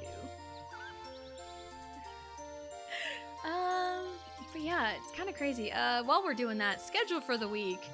Tomorrow, while yes, there are 2 stars left in Super Mario Galaxy 2, haha, 2, I'm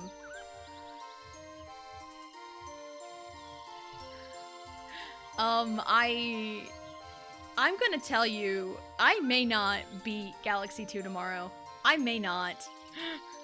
Just given my history with it and knowing what's left, I might not beat it tomorrow.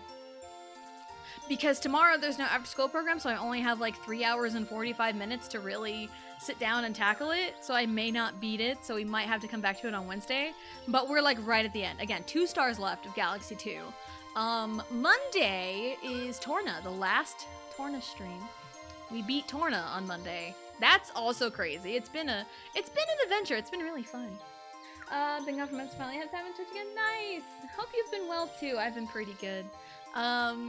And Tuesday, we do Daisy's story mode, and that is the last one.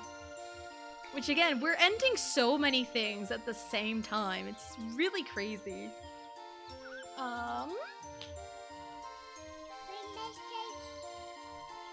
on, Riley.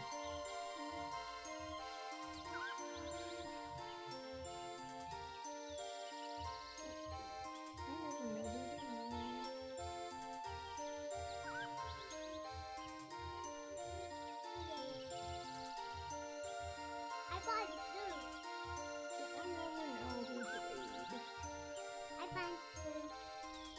I find food. Can you sit down, please?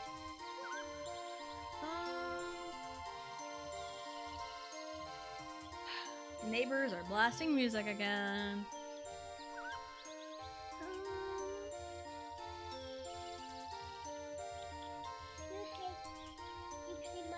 like when I look up people playing, you know, Mario Party, a lot of it's Jamboree, and it's like I haven't really, you know, done much.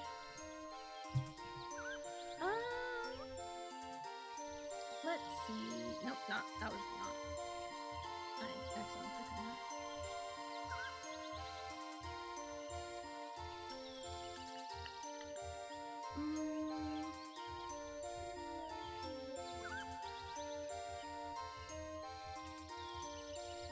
Yeah, I never know who to raid.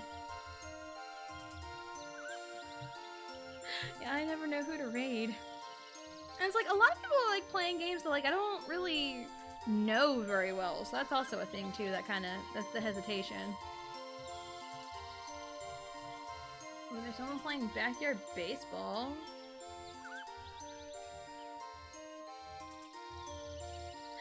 I mean, Pablo Sanchez. I mean, you can't go wrong with Pablo Sanchez, right?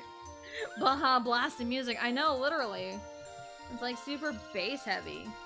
But you know what? I think...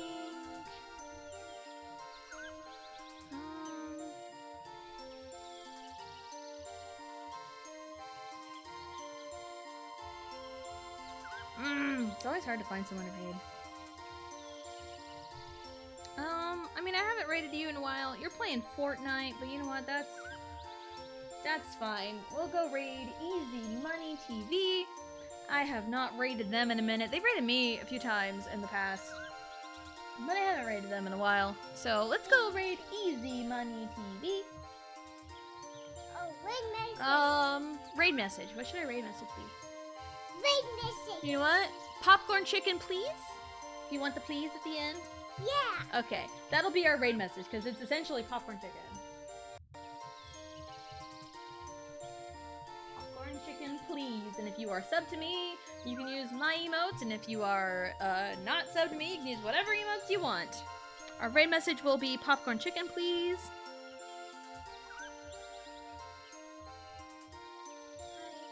And, yeah, tomorrow's Galaxy 2. Could it be the finale? Yes. Will it be the finale? Probably not. I'm gonna hedge my bet on probably not. I know my skill level with it. I have 0 confidence, but I'm going to try my damnedest to beat it. I'm gonna try my damnedest, because we have 2 stars left. Monday is Xenoblade Chronicles 2 with Torna, and then after that, after we finish Torna, the next Monday will be Xenoblade Chronicles 3.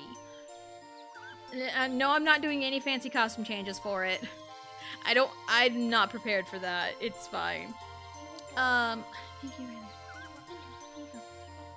Randy. Tuesday, we'll start our final character, and speaking of our final character, we're almost to our sub goal of 20. If you wanna, we got a few days left to hit it, and if we hit 20 before Tuesday, then I will do Daisy's story mode on Expert. If you want to see that, then sub or gift the sub. And if you can't, then it's cool. Whatever, I'll just do it anyway. Not Expert, but like story mode still going through. Anyway, and then Wednesday and Friday is Galaxy 2, and after we beat Galaxy 2 will be a new game. New to the channel, kind of. Anyway, yeah, we're gonna go raid Easy Money TV. And thank you everyone for coming out and hanging out, and we will see you next time.